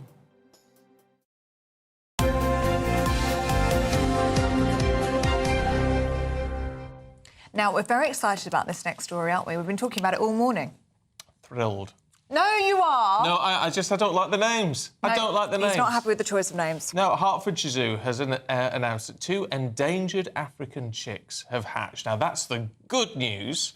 Yes, but what you don't like is they've been named after a very famous duo, thanks to their cheeky, lively personalities. Yes, not Ellie and Stephen. No, they've been called... That would have been a good choice. They've been called Noel and Liam Gallagher. Which I think is a great choice. Very topical as well. Well, it is topical. I think they've just done it for the PR. Anyway, I'm going to talk to the man who's... I'm going to blame for this. Yeah, he's got the best job title in the world. Head of Birds. Can you imagine that in the 1970s? He would have been in so much trouble, Tom Clark. Good to see you this morning. What? Look, tell what matters is that these beautiful birds have arrived from this endangered species. Tell us about them before we go on about the names. Yeah, I mean, it's absolutely incredible. We've been very successful over the years at breeding our African penguin chicks, and it's a really important thing for us to do because they are an endangered species. They have a decline in population out in the wild. There's only roughly around about 10,000 breeding pairs, and that's getting less and less every single year. So to be able to promote this species and get people caring about them is really at the root of all of this, and hopefully we can help save African penguins out in the wild. Well, let's hope so. So, Tom, how do you decide on the names? Because there are cynics here that suggest you might just be after some Oasis tickets with this. Well, they hatched around the time that they were basically announcing they were getting back together, and everyone was talking, oh, should we? And I said maybe. Very good, terrible. Tom. Yeah, we should call them Liam and Noel, and it was first off started as nicknames, but it seems to have stuck now. So it's great for them and good publicity, and hopefully, like I say. Look, all this stuff about saying they've got cheeky personalities and all this sort of thing. At what stage can you see whether these sort of birds have got a personality? I mean, are they the sort of creatures that show that? Yeah, 100%. Pretty much straight away, to be honest with you. Obviously, the first few weeks, it is just a case of them trying to find mum and dad and get fed and get their food. But we weigh them regularly whilst they're growing, just to ensure that they, stay nice and healthy and that parents are doing a good job. And yeah, we can tell pretty early if they've got a character about them or not. So yeah. The real life Liam and Noel Gallagher have a very on-off relationship, we'll put it that way. How do your Liam and Noel get along? Yeah, so they're currently in separate nest boxes. They're apart from each other, so unsurprisingly. But Noel is quite confident. He's going solo at the moment, venturing out of the nest box. And then, Liam's a little bit more feisty, can be a little bit more nippy when we have to handle them to weigh them. Oh, well, that sounds about right. Yeah, it does sound about right. Perfect names. What sort of lifespan do they have? So out in the wild, anywhere above 15 years is seen as really good. In captivity, we've had one here that's lived up to 26, and I think the oldest one in captivity at the moment is actually around 30. So they can live for a very, very long time in captivity. Not quite so long in the wild, but obviously they don't have our care and vets to help them when they're feeling a bit poorly. Yeah, wow, it's an incredible thing. And what other birds have you got in the collection there that we might want to come and see, Tom? Yeah, we've got a variety of birds here. So we've got lots of birds of prey that we do free-flying displays with every single day. We've got black hornbills, which are another endangered species that we've been very successful at breeding here as well. So yeah, lots of great stuff to come and see here at Hertfordshire Zoo. And Tom, what about you? Did you grow up wanting to be head of birds? What's that like as a job for you? It was never initially the plan. I was very much into my sport when I was younger, did my work experience here and have basically been here ever since. Been here 17 years now in total, so a long time. Worked my way onto the birds, and it's been an amazing job to do, definitely. I bet it is a fantastic job doing that sort of thing. If you're an animal lover, what more? What could you want? I have a question about Liam and Noel. Do you think, because obviously they're an endangered species, are there female African penguins around that potentially could be paired up with them and they could make penguin babies? Yeah, so that's the whole point of the breeding program within zoos like us at Hertfordshire Zoo, that part of EASA. So there's basically a massive online dating system for these penguins. So once Liam and Noel get to an age, if we don't have any unrelated females here in our collection, they'll move off to other collections to start their own breeding program there as well. So. They'll spread their wings. As long as you don't pair them up with anyone called Patsy, we'll be all right. Good to see you, Tom. Thank you very much indeed. Thanks, Tom. Really good to see you. Thank you. I enjoyed that. Can I say, I love going to a zoo. I've not been to Hertfordshire Zoo, but I shall add that to the list now, because they're just incredible places for conservation and all that sort of thing. It's just brilliant. I haven't been to a zoo in a long time because I don't like it when I see animals pace their enclosures. But I think that's what I'm thinking of back in my childhood. I don't think zoos are like that Back now. in the day, no, it's all changed. They're incredible places now. OK, maybe we should go. Let's do a day out. Trip. To get Tom to organise it. Tom, if you're still listening, we'd like to pay a visit, please. Very good. Thank you. Right, we're going to take a short break. We are back in a moment with Robert Jenrick, the man who could very well be Conservative Party leader in just a couple of weeks. The latest GB News travel. In North Yorkshire, the Outer Ring Road in York is blocked northbound off the A59 after an accident causing delays. On the M1 in Leicestershire, there's a lane closed southbound after an accident at junction 24, the turn for East Midlands Airport, with long delays towards there. On the M54 in Shropshire, the outside lane's blocked eastbound by an accident between junctions 3 and 2 from Brighton to Wolverhampton, causing delays. On the M5 in Worcestershire, there are 2 lanes closed southbound along with the entry slip road at junction 6 at Worcester, where a vehicle caught fire. Gatwick Express train services aren't running into and out of Victoria Station in London because of a points failure. Those southern services aren't affected. In Kent, the A257 is closed along St Martin's Hill in Canterbury because of a burst water main. In East Sussex, the A21 is closed each way between the Johns Cross roundabout and Roberts Bridge after an accident last night. And trains have been stopped at Highbridge and Burnham-on-Sea because of an investigation. You can stay up to date throughout the day by visiting our website, gbnews.com. We're proud to be GB News, the People's Channel. And as you know, we always love to hear your views. Now, there's a new way of getting in touch with us at gbnews.com/your say. By commenting, you can be part of a live conversation and join our GB News community. You can even talk to me, Bev Turner, or any of the members of the GB News family. Join me, Nana Akweer, for an informative, interactive news programme with a difference. It's fun. No, he didn't say that, Dave. I'm so surprised. I think there's an element of truth to that. Join me from 3 p.m. every weekend, only on GB News, Britain's news channel. In the GB Newsroom, we bring you the news as it happens. With our team of dedicated journalists across the UK, we're ready to keep you up to date with what's happening every half an hour, every single day. Bulletins here on GB News, the People's Channel, Britain's news channel. Why go out on a Friday night when Friday night comes straight to your home? Talking about? Join me and my A-team of top pundits. Chemistry tonight is electric. As we tackle the big stories of the day with wit, insight and fearless energy. Man of the people. It's all vibe. Just a filing cabinet on wheels with a tie on. So, order in Friday Night Live with me, Mark Dolan, every Friday at 8, only on GB News, the People's Channel, Britain's news channel.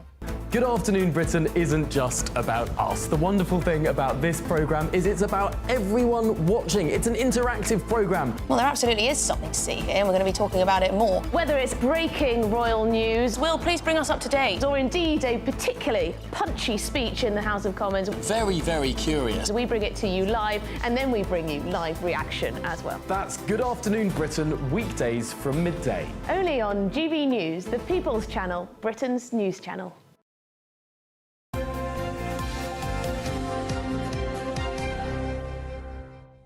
Welcome back. It's sports time. Mr. Coit? Trying to remember who sang this song. Northern Lights. The Northern Lights. I can't remember like it. It was in the Stephen 70s, and it was kind of folky, and I think it was a one-hit wonder, The Northern Lights. OK. And there was little the Northern Renaissance. Lights. Renaissance. Of course they were called Renaissance. Is that, it's 1978. 1978. I don't know that one. Oh, it's a beautiful. Not familiar with their Beautiful work. song. That's all I want to do is just look up at the sky, play Renaissance, and look at the Northern Lights. Ah, You well. sad old devil. That's me. But you didn't get an opportunity to last night, did you, sadly? Unfortunately, I missed it. But good news, very good news. Yeah. In the cricket, England have managed to beat Pakistan.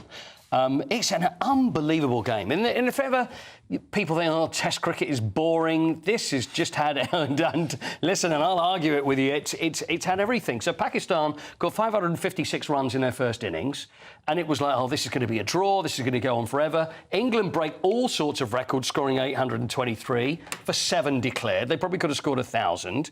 And then they bowled out Pakistan just about half an hour ago for 220, which means it's their 4th win away in Pakistan on the bounce. And all these records that have gone, you've got Harry Brooks scored 317, Joe Root became England's greatest Test batsman of all time, and it's just been a really great Test and a brilliant way to end, and it's just had everybody on the edge of their seat, whether they're cricket fans or not. So if you're not... It's nice to have something positive. Yeah. Especially when you look at what happened in the football last night. Yeah, that was bad. That was bad. Greece beat England 2-1, and it could have been more. They had 3 goals disallowed. England were all over the place. Lee Carter. Should we hear from Lee? Should we hear what Lee has to... What do you think? Well, I think we should, but it's a bit of a shocker for a man who we all thought was really wanting the England job. Well, you kind of think that he'd want the England job, but maybe he'd prefer to stick... That's the thing. What do? You either stick or twist. You've got a good job with the England under-21s. So what do you want to do? You want to twist, go for the big job, which may then get you out? Anyway, this is what Lee Carsley had to say last night. I was quite surprised after the last camp in terms of like the job's mine and like it's mine to lose and all the rest of it. My remit has been clear from the start. I'm doing 3 camps. There's 3 games left, and then hopefully I'll be going back to the 21s. So I mean, look, he's not got the job because he doesn't want the job. Or he might have wanted it before this game. Or is he bluffing to say, I don't really need it, just in case they do give him the job? You do a news conference like that and you're saying, hopefully I'll be going back to under-21s. He's not the man for the job, is he? I think maybe he's just said it wrong. Maybe I've got the under-21s, not hopefully I'll be going back to the under-21s after this shower, this load of rubbish on there. But he just tried lots of things and it just didn't work and it was a bit of a disaster. And he Greece... looked like a man who's had the stuffing knocked out of him, frankly. He did, didn't he? Yeah. Another one to add to the England list of those. But they did have the minute silence for George Baldock, of course. Oh, good. Who played for Greece, and they did it very well, and the players won it for him. I'm pleased for the Greek players, for George as well. So it was a good win for Greece, but not good performance for England. Hear about Rafa Nadal? Oh, he's officially going, isn't he? That's it, stepping away. Still not finished yet, because he's got the Davis Cup to play. I was just looking at his stats here. By the way, he's the world number 154. Is he? That's ridiculous. Because I'm the world number 149. Of course. Which means officially I could beat him. But this is what he's won when it comes to the Grand Slams, 2 Australian Opens, 2 Wimbledon Championships, 4 US Open. I'm going to ask you again, how many times do you think he's won the French Open? 5 times. Somewhere in between. A little bit. 10 times. Higher. 12 times. Higher. 13 times. One more. 14 times. I'm sorry, I didn't hear you because Ellie was shouting so loudly over the top of you. So I'll give it to Ellie. 14 times. Olympic gold in 2008. 4 Davis Cups. One of the true greats of the sport is stepping away. $134 million in prize money. It's not bad. He's won as well. So not bad. A great player, and it's time because of so many injuries. And also Mark Cavendish, our greatest cyclist of all time, as you know, is cycling away into the sunset. He's going to complete his final race, which is in November, the Tour de France Critérium. Critérium? What's that one? Which is in Singapore. Oh. That's cycling for you. 35 stage wins in the proper Tour de France, which is a record. And he was knighted last month as well, so true. Yeah, good fella. All right, Paul, the joy. Have a good weekend. Will do. I'll be looking skyward for the whole week. Oh, yes, do. Get yourself out there. What you should be doing, of course, is doing your prep on the Tory leadership race. Well, yes, I've already done that. Who's going to win? Who is going to win? Kemi Badenoch or Robert Jenrick? It is all to play for, down to the members now. Robert Jenrick joins us now. Very good to see you this morning. Talking to people now who are watching this, who may be members, who've got their chance to vote in all of this, why should they vote for you? I mean, you've talked about policies, not platitudes, but what are the policies that are going to turn the fortunes of the party around? Well, look, good morning. I think there is a profound choice now for the members. What I'm offering are serious policies to tackle the big issues facing our country. On migration, I want us to have a cap set by Parliament for the first time to bring down legal migration in this country to the tens of thousands or even less. On illegal migration, I want us to leave the European Convention on Human Rights as the only way in which we will secure our borders, end illegal migration, get the dangerous foreign criminals and terrorists out of our country. I also want us to get real growth going again in this country with cheap and reliable energy, giving our young people real skills, not just low-value degrees, getting people off welfare into the dignity of work, and building homes for young people. And I want to fix our public services, building a small state that actually works, not the big one today that keeps on failing, in particular in the NHS, empowering the good managers, getting rid of the bad ones so we can deliver a good quality service to the patient and protect the taxpayer. That's what I offer, not just platitudes, not more disunity and division going off down rabbit holes, but really addressing the big challenges facing this country and regaining the trust and the confidence of a sceptical public. And there's people in your party who are very sceptical as well, very sceptical about you and your sudden conversion to the right. Anna Soubry describing you as a full-fat subscriber to David Cameron in 2014, a One Nation Tory. And she says you trim your sails to suit whatever political wind is blowing within the Conservative Party. What do you say to that? How genuine are you? Well, look, I'm not worried about the opinion of Anna Soubry, with all due respect. I don't think she's a member of the Conservative Party. I'm not sure she was ever a Conservative. I remember her being a member of the SDP back in the day. Look, my values haven't changed. My values haven't changed. And I believe passionately that this party should occupy the centre ground, the common ground of British politics. And those are the things that millions of people in our country care about, like controlling our borders, being tough on crime, getting homes built for young people, lowering taxes by getting real growth going again in the economy. That's my agenda. It's not about platitudes. It's not about further division or drama. The public is sick of that. They want the Conservative Party to be professional and competent now, and that's what I offer in this leadership race. Well, what is interesting with what you said there, I mean, occupying the centre ground, is that a message which has got across? Because the Telegraph's reporting this morning that a lot of centrists, I mean, what you would call One Nation Conservatives in the party, are apparently, the paper reports, threatening just to bin their ballots because they don't feel they're being represented. Well, I don't mean the centre ground. What I really mean to say is the common ground. I don't think people in this country are just equidistant between left and right. That doesn't exist. What people want are politicians and policies that provide practical solutions to the challenges that they face. And those are on immigration, on the economy, on the NHS, on getting homes built for young people, on crime. Those are the issues I want to focus on. And they are not about left or right. They're about the common ground. And that's where I think we will regain the trust and the confidence of the British public and take the fight to Labour, hold this failing Labour government to account. Can I ask you then, on those key issues, I mean, some would say, the Labour Party is saying you're tainted by the last government. I think, you know, a lot of people would say, well, look, you were Immigration Minister and you did resign because you thought things weren't going in the right direction. But you need to fully address what went wrong, don't you, and why Rishi Sunak was unable to deliver on all the promises he made. Absolutely.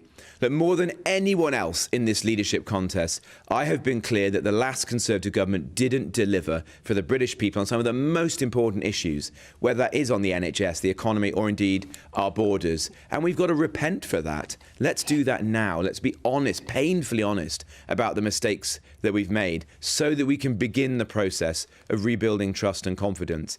On immigration, look, I fought relentlessly for the biggest changes to our legal migration system ever.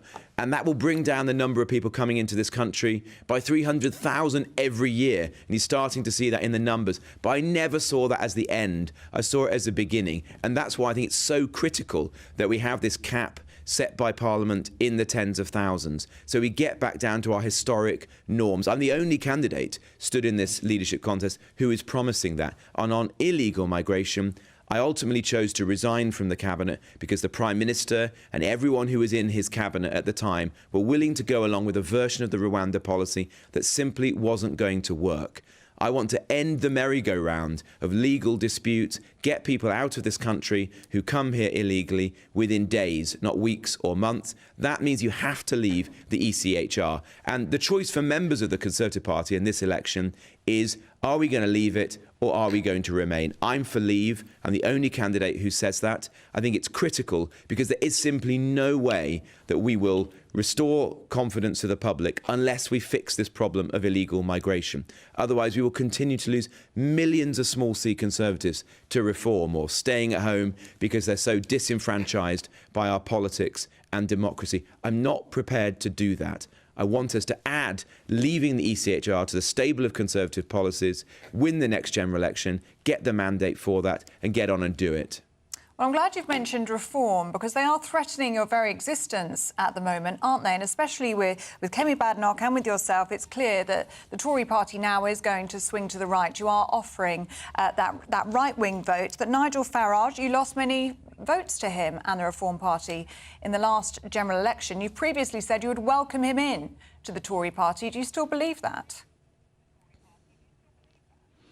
Well, I said that when he was a GB News presenter, not back as the leader of another political party. So it's not practical now that he's leading Reform. I don't think he wants to join the Conservative Party. What I'm going to do is by having very clear positions on the issues that people care about, like legal and illegal immigration, like crime, like extremism, like defence, the issues that millions of small C Conservatives care about and have driven them away from the Conservative Party because they didn't think that we were Conservative enough on these issues. I'm going to be crystal clear. And as a result of that and my record, the fact that I fought for these policies in government and ultimately chose to resign when I couldn't get any more and make the case in Parliament and the country for change, I'm going to hopefully bring those people back to us, make the Conservative Party the natural home for small C Conservatives again. And you're already starting to see that. People joining my campaign who had previously said that they were going to vote Reform. Nigel Farage himself sounds rattled. He is worried that if the party was led by someone like myself, with my record and my policies, we would make Reform redundant. That's my job. That's what I need to do. Convince a sceptical public that we are under new management and that we have the leadership and the policies to address these issues once and for all. Would you serve under Kemi if she wins? Well, I've got a lot of respect for Kemi and we are good friends, and I think that both of us would adopt the position of serving our party regardless of who is its leader. But I want to win this contest. I'm working extremely hard to persuade the members. And for them, there's a big choice. I think it's a profound choice. And on the issues we've just been debating, it is, do you want to have a cap set by Parliament or not? I do. Kemi doesn't. Do you want to leave the ECHR and restore control of our borders? I do. Kemi's not prepared to do that. She thinks that it's reformable. These are the choices that members need to make. And this leadership contest is our opportunity to settle these big questions and then move forward and unite around the answers. How do you feel about debating Kemi Badenoch on GB News next week? Well, I'm looking forward to it. I've said that this is a big job and you should be prepared to do interviews like this one this morning. You should put yourself, in the line of fire for as much scrutiny and accountability as possible. And I will debate Kemi wherever, whenever. And I'm very much looking forward to doing it in the first instance on GB News. We look forward to it as well. Really good to talk to you this morning. Thank you. Well, of course, here on Breakfast, we have an open invitation to Kemi Badenoch. If she would like to come on this show and just do what Mr. Jenrick did, then she's welcome anytime she likes. Drop us a line. We shall squeeze you in. Yes. Not a problem. We will, yeah. Look, we're going to talk about that in just a moment, so don't go anywhere. Join me, Camilla Tominey, for a frank and honest discussion with those in power that cuts through the spin and gets to the heart of the issues shaping our nation. You haven't confirmed that you want to stand as leader, but you haven't ruled it out either. This report basically says that he's not fit to stand trial. Is he indecisive? Incompetent? I deliver the dose of reality Westminster needs. That's the Camilla Tominey Show at 9:30 every Sunday on GB News. The People's Channel, Britain's news channel. I'm Jacob Rees-Mogg and this is GB News, Britain's news channel. This is GB News, Britain's news channel. This week, Free Speech Brighton, a sister group of the Free Speech Union, claimed that they were kicked out of a pub in the city for discussing trans issues in schools. The group booked a room in a pub for an evening of speeches and discussion when they claimed security guards came and asked them to leave after one speaker began to talk about this topic. Now, a clip of the evening was in fact posted to social media. Can you give us some background to what happened, what the event was for, and why you booked it? Our normal pub was being refurbished, so about 3 weeks ago I went in and booked a local pub for a meeting, and they didn't ask any questions about what sort of meeting. It was in a back room. It was mainly secluded from the rest of the pub, so I thought it would be fine. But anyway, they didn't ask any questions. They took my booking. We arrived, I set up. The first speaker started speaking, who's a retired teacher who is concerned about trans in schools and how that affects children. But she was talking purely about children. She was not talking about adults who have protected characteristics, obviously. And then towards the end of her speech, I became aware of security guards standing behind me in the middle room. So I went to have a quick word with them and see what they wanted. And they said, we've had a complaint. And I said, what's the complaint? And they wouldn't say. Then they said, will you come and talk to the landlord? So I went to the front of the bar and they indicated this chap was the landlord, but he looked about 20, so I don't think he was the landlord. So I said, I hear you have a complaint about us. Can you tell me what it is? And he couldn't. That sounds very Kafka-esque, as though you've committed a crime, but they can't tell you what the crime is. Well, that's what I couldn't understand, because, you know, you might... Obviously, they can't tell you who the complainant is, but they should be able to tell you what the complaint is. GB News, the People's Channel. Hi there, I'm Michelle Dewberry and I'm going to take a second to tell you all about my show, Dubes & Co. We start off with the issues of the day. We then bring in both sides of the arguments. We get rid of the disrespect. And then you throw me into the mix. And trust me, I'll tell it exactly how it is. And then, of course, the magic ingredient, you at home. We mix it all together and what have we got, in my opinion, the best debate show in town. Monday to Friday, 6 till 7 on GB News, Britain's news channel.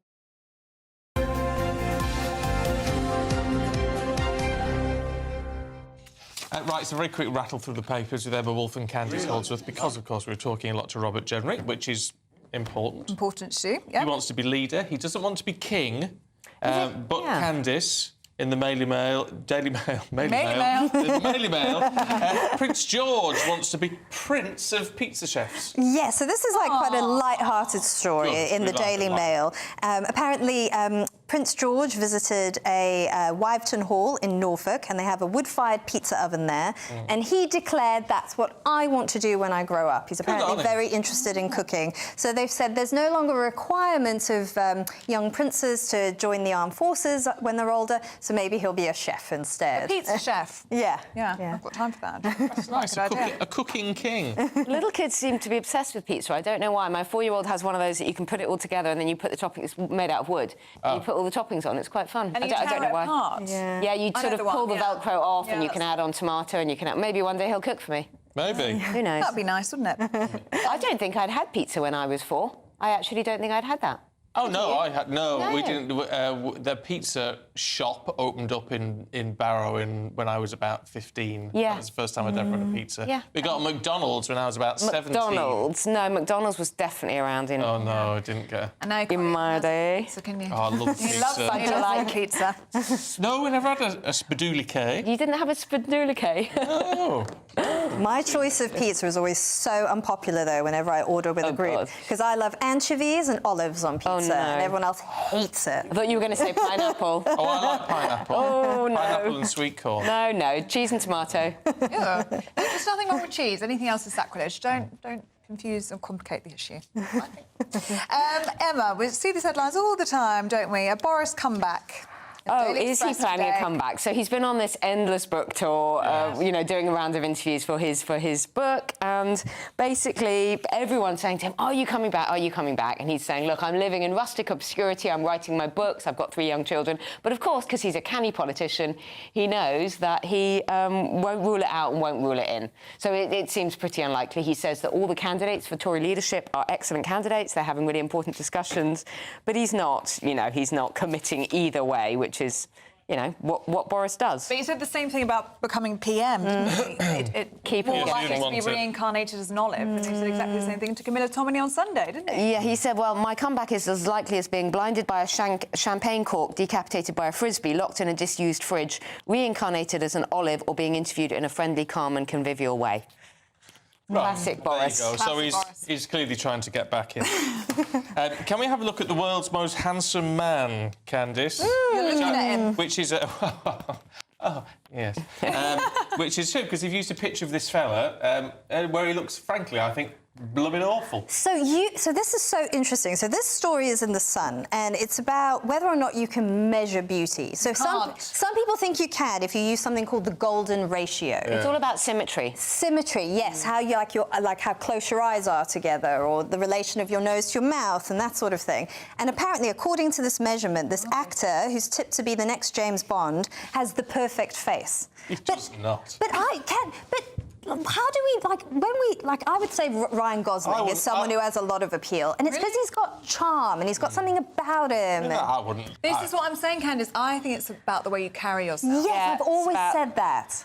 Yes. They used to call it SA, sex appeal. It's about something indefinable, chemistry or something. The French I don't saying, think Aaron Taylor... Well, I've never thought Aaron Taylor-Johnson has that at all. It's the je ne sais quoi. He leaves me cold. Does he? Oh, wouldn't do it for you. What about the rest of the list? Where is the list? Yeah, so it's like Robert Pattinson as well. I thought he was very odd. They don't look Paul like Mescal or anything. No, Paul Mescal's not a looker.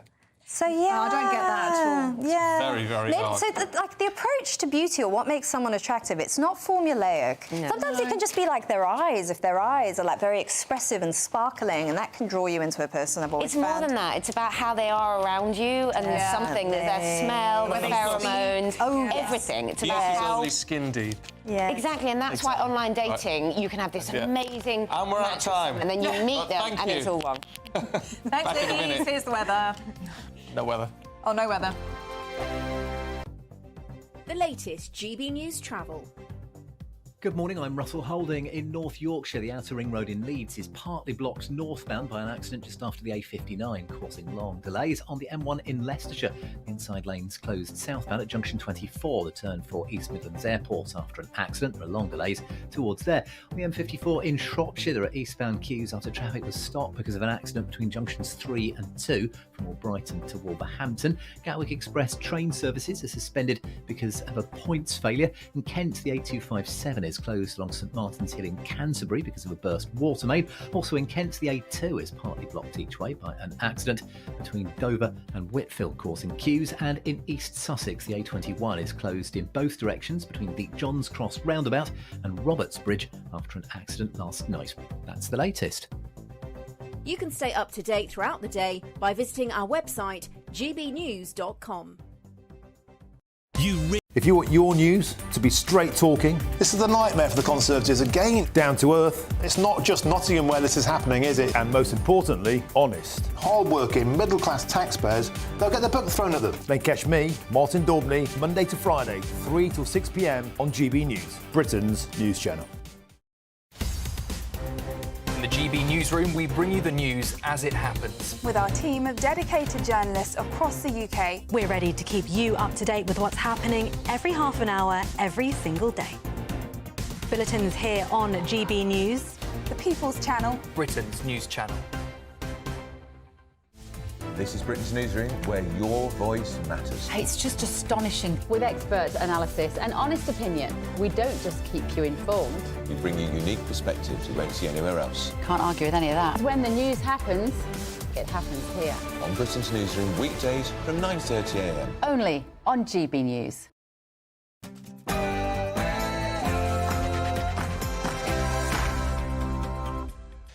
Good morning. The Chancellor's forced to deny rumours that capital gains tax could rise to its highest level on record in the budget.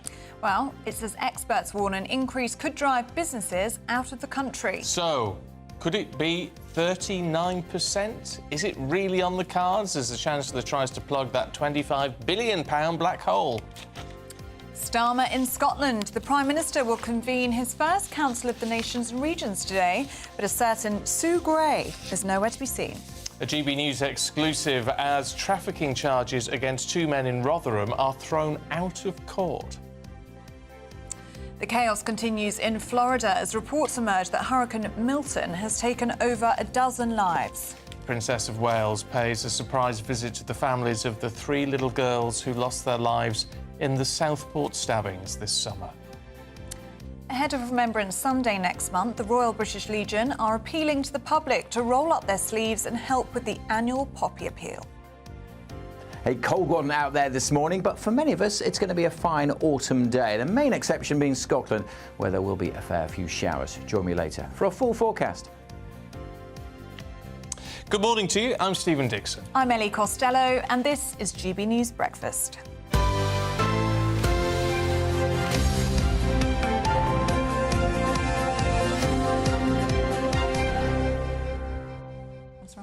Yeah, we've been talking about Northern Lights. We have. So let's just bring the magic to the studio. There we are. Oh, there we go. It's an immersive experience here in the studio, isn't it? And the lights are changing. The mood there lighting. You go. Beautiful. Did you catch Northern Lights last night? We did, yes. You did? Up in Hertfordshire, yes. The lights, the sky glowed red. It was amazing. Beautiful. Oh, it wasn't Luton, gorgeous. it was actually Northern Lights. I wasn't sure. Well, let's have a look at Billericay. Billericay is near my neck of the woods, yeah, lovely part of the world. This is from Billericay in Essex. Yeah, that's it. Gorgeous. Would you look at that? Lots of pink in Billericay. Pink and green. This is Wigton in Cumbria. Again, Your neck of the woods. Yeah, beautiful. This, I presume, is Durham that we've moved on to now. This is Hazen Mill in Northumberland. And let's have a look at Bexhill. Ooh, that might have won.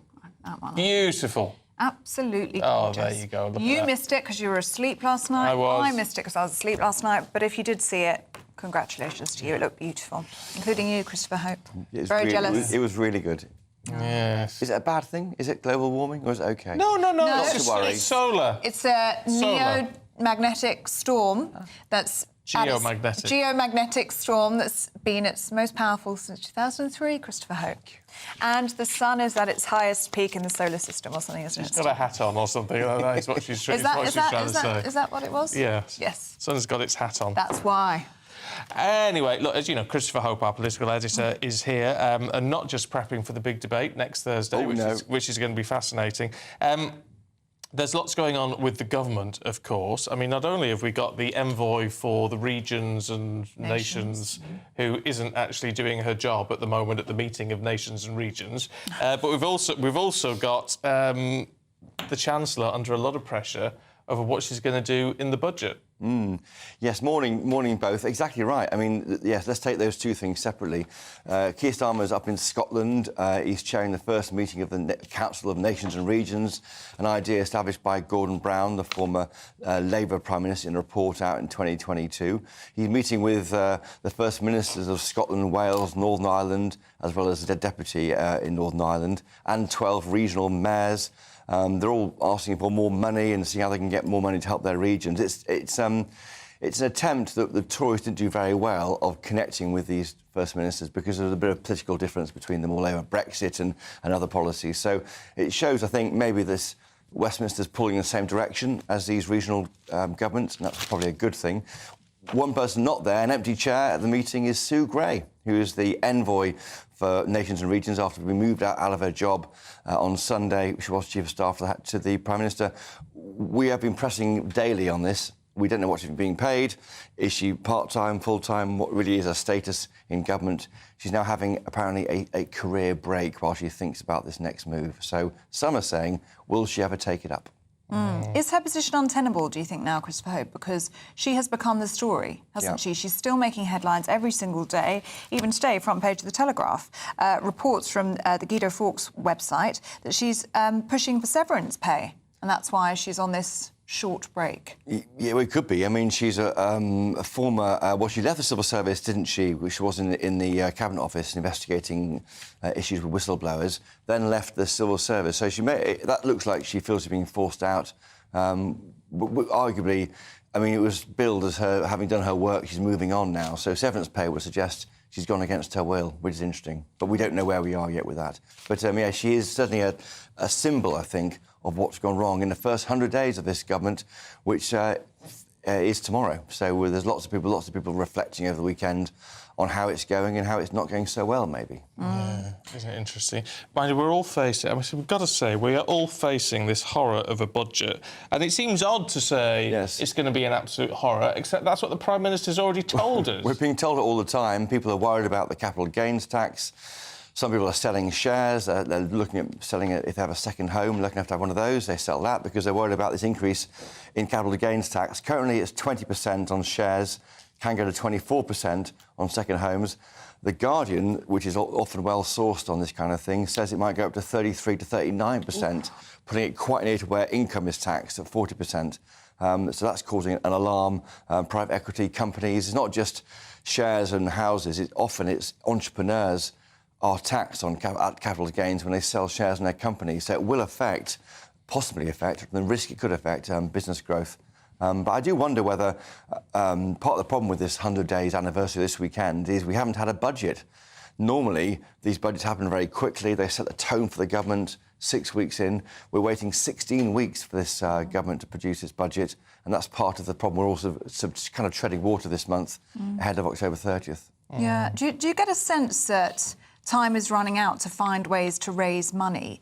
Because the Labour government here have kind of pushed themselves into a corner, haven't they? Saying they're not going to tackle income tax, they're not going to go after national insurance. They're not leaving themselves many options on the table, really. Well, you're totally right, and that was, of course, in the budget, and that's in the manifesto for the Labour Party. They've since said that is definitely the case. Yeah. But they have, on the issue of employers' national insurance, they're less clear. That was pushed by Rishi Sunak in Prime Minister's Questions on Wednesday. So we as employees pay our share, but employers also pay in, and they might pay more for their side. So further issues for this government wants to get growth, but they looks like they're piling up tax and maybe regulation on businesses, and that's not maybe a great thing for them. No, mind you, we've had ONS has released growth figures today. 0.2%. What do we make of that? I mean, it was flat last month. I mean, 0.2% is nothing to crow about, is it? No, it's still anemic, isn't it? I mean, it's basically, I think the services sector ticked up, and that's part of it. So it's good news looking into this investment summit on Monday. So there's a big thing on Monday, and I should be there probably with big investors coming over. Again, why is that happening before the budget? So the only conversation on Monday will be about what's in the budget. We don't know yet. It's causing uncertainty. I've got many nails left by the end of the month. Yeah. How are you feeling about the debate next week? Yeah, that's right. So I'm very lucky enough to do following in your footsteps, Stephen. You're welcome to it. Caused a bit of drama last time. No, But no, yes. I'm hosting an event for where we get to see Kevin Fadenott and Robert Jenrick battling it out to be the next leader of the party. Yeah, Robert Jenrick this morning telling us he's very much looking forward to it. He's very excited. Yeah, I was trying to avoid any trouble afterwards, Stephen. Hey, it wasn't my fault. It wasn't your fault. What did you do? Nothing. It's just, well, we're defending our corner on that one. We certainly are. But it's going to be great. And please tune in 7 p.m. next Thursday night. It'll be great fun. And, let's see if we can hold these leaders to account. I've never known someone put 2 feet in their mouth at the same time, Chris, but that's impressive. That'd be brilliant. Lovely stuff. Thank you very much indeed. And as a reminder, you can watch Robert Jenrick and Kevin Fadenott. They will be battling it out for the Conservative leadership at a special live event with Christopher Hope here on GB News next Thursday, the 17th of October. Oh, dear. What a scream. What a scream. Oh, right. Now, I tell you what, you'll be interested in Angela. Yes. You will be interested in Angela. I'll tell you for why. Because although we're giving away £36,000 in tax-free cash at the moment in our latest giveaway, Angela won 30 grand in September, and we've talked to her today.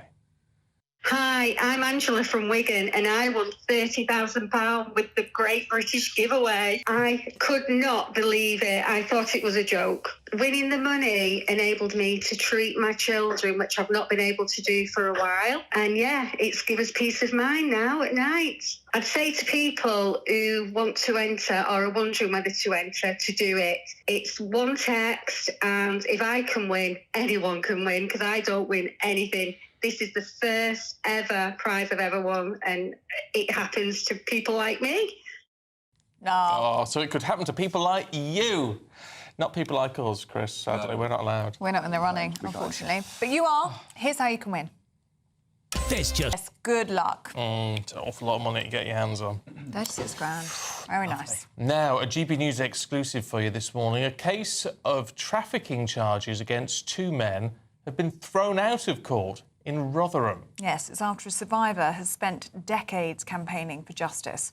Only one person has ever been convicted for her abuse, but she's not giving up as the search continues for that missing file that could finally bring justice. Well, our national reporter Charlie Peters has been following all of this. Morning, Charlie. So what's happening? Her name is Elizabeth. I've known her for several years. I've heard so much compelling testimony from her about her experiences, but this is the case that matters the most to her. It's the one where justice escaped from her fingertips. Because in the mid-2000s, while she was living in supported accommodation in a facility known as Rush House in Rotherham, while she was a victim of child sexual exploitation at the hands of gangs in the town, on one occasion, she was trafficked all the way from Rotherham to Bristol.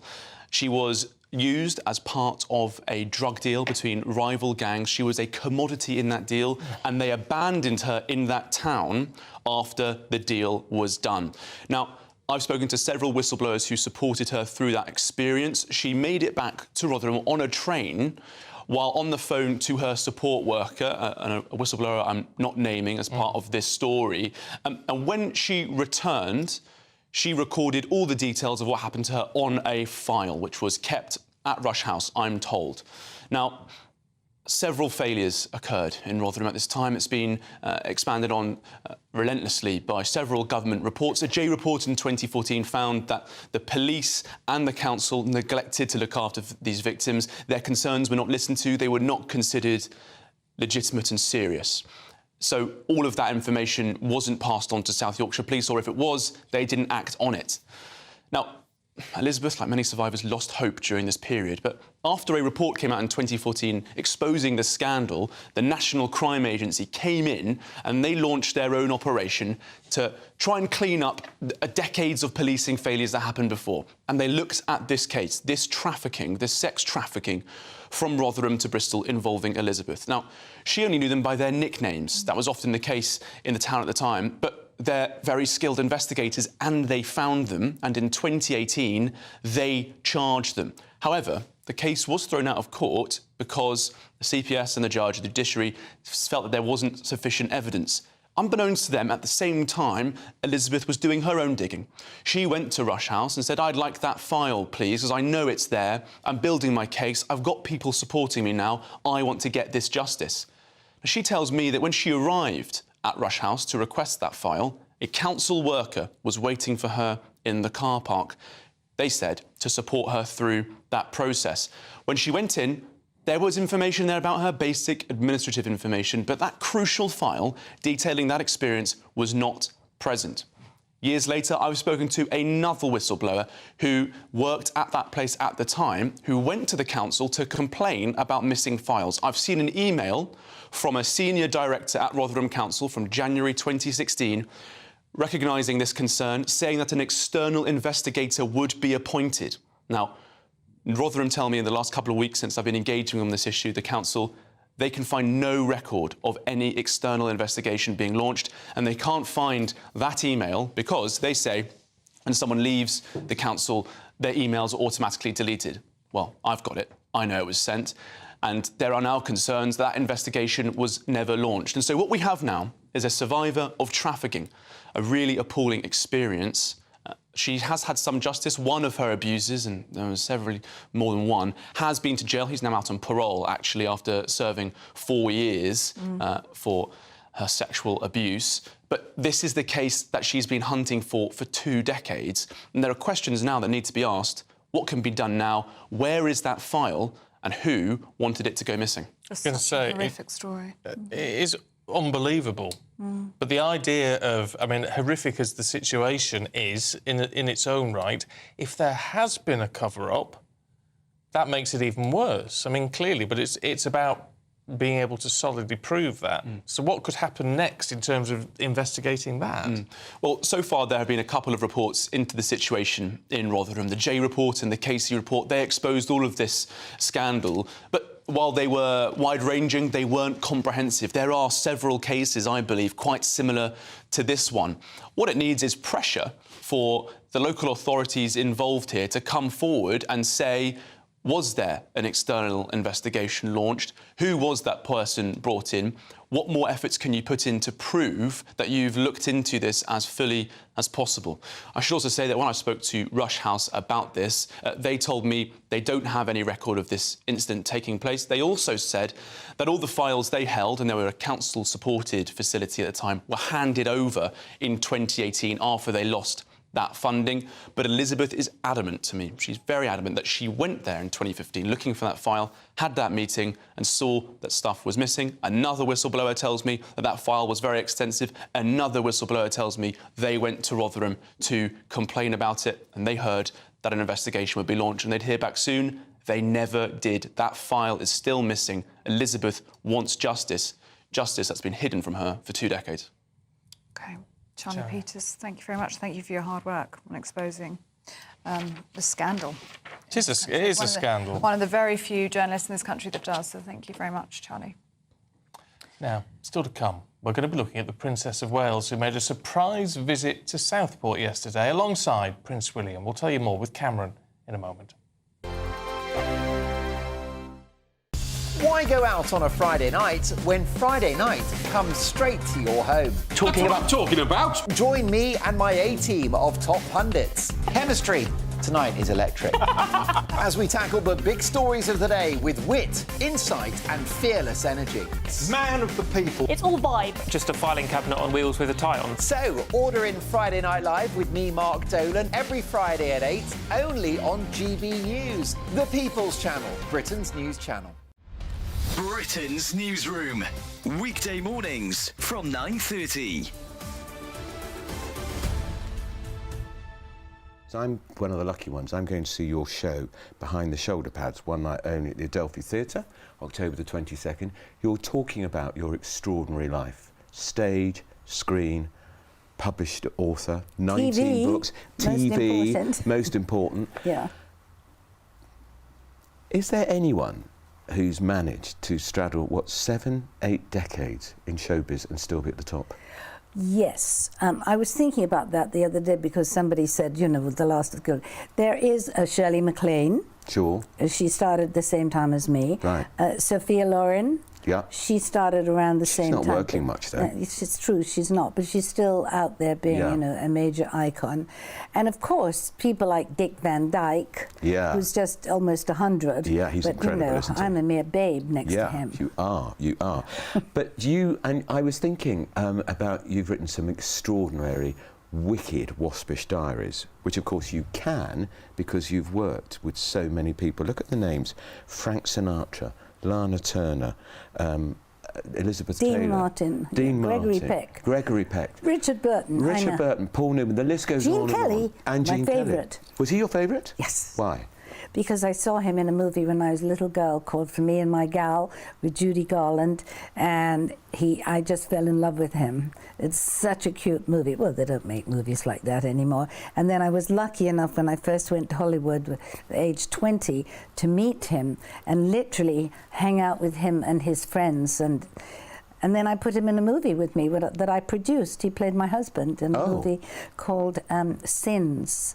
And he was wonderful. He was really wonderful. The People's Channel. Every Saturday, 10 till 12, we'll bring you all of the news that you need to know. We'll also remind you that there is so much to smile about. It's my favourite time of the week. I get to relax, enjoy some light-hearted stories, and let Ellie teach me about fashion too. That's Saturday Morning Live, every Saturday, 10 till 12. Only on GB News, Britain's news channel. I'm Andrew Pearce. This is GB News, the People's Channel, Britain's news channel.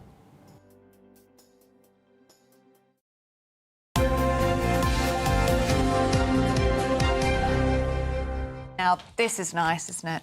The It is. Princess of Wales. Oh, God love her. She's back. She's back, but she's gone straight back in with something really heartfelt, which is going to Southport alongside Prince William. Yes, the couple met with the families of the 3 little girls that were killed in that stabbing attack in Southport this summer at the Taylor Swift-themed dance class. Let's talk to our royal correspondent, Cameron Walker, who's here. I mean, it's lovely because it's lovely to see Catherine back. It's lovely because it's lovely to see her being so compassionate over this absolute tragedy. It certainly was. It was a huge surprise, actually, because I understand this was originally planned as a solo engagement just for Prince William, but the Princess of Wales, last minute, decided to accompany her husband up to Southport because she wanted to show her empathy and compassion for, just such an unimaginable tragedy. So the couple met the 3 families, as you said in your link there, privately and at an undisclosed location, each of them for 30 minutes. And then they walked for short, which is a long time. For a royal engagement, that's a long time. Usually they last about an hour or so, but this was clearly a lot longer, but it's not something clearly they were going to rush. They then walked down the street very unexpectedly to speak to members of the public who had gathered, who just happened to be outside their house, before visiting the local community centre in Southport to meet some of those first responders who had the horrible task of attending that tragedy in the aftermath of the attack at the Taylor Swift-themed dance class. And I think the theme really about that was mental health, sitting down in a circle in the garden and making sure that those first responders were coping OK. A number of them have been off work since the attack because they clearly have struggled with anxiety and to cope. And a lovely moment away from the cameras because all of that was filmed inside the garden. Once the cameras stopped rolling, or the princess went inside the community centre and, I'm told, gave a number of them a hug because those emergency responders really struggled to express their emotions to the princess. So I think it's kind of seeing the princess back, and of course mindful of the fact it's the first engagement outside of London since she's completed her cancer, chemotherapy treatment, I should say. And we're starting to see, I think, a slow return of the princess to public duties. We've seen her carry out meetings at Windsor for her early years. She's planning for her Christmas concert. She wants to go to Remembrance Sunday as well. So this is a light programme of engagements, but I think it's pretty telling what her priorities are, considering Southport was the chosen location for the first engagement. Yeah. Just beautiful to see her back, and a really, really important place for her to go, I think, for that first trip back. Thank you, Cameron Walker, for bringing that to us. Right, that's it from us, but Ben, Leo and Nana Aquia are here in just a moment. What's in store, guys? Good morning. Good morning. Well, of course, we're going to talk about Rachel Reeves and the potential 39% capital gains that's been rumoured. Obviously, capital gains is a tax on profit from assets, and it's currently about 10 to 24%. And now we're hearing that she's potentially... I believe these... When I hear these rumours, I know there's obviously some truth in it somewhere. Well, what they'll do is they'll say absolutely not 39%, but it's going to be 38.9%. So we told the truth. Also, the death penalty, should it be introduced into the UK, we are the purveyors of bright and happy news segments. Are you, Joss? Wow. Lovely. Right, we'll see you Got it all here this morning. We'll see you in just a moment. Here's the weather.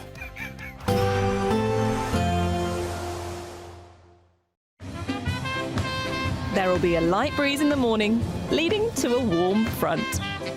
Boxed heat pumps, sponsors of weather on GB News.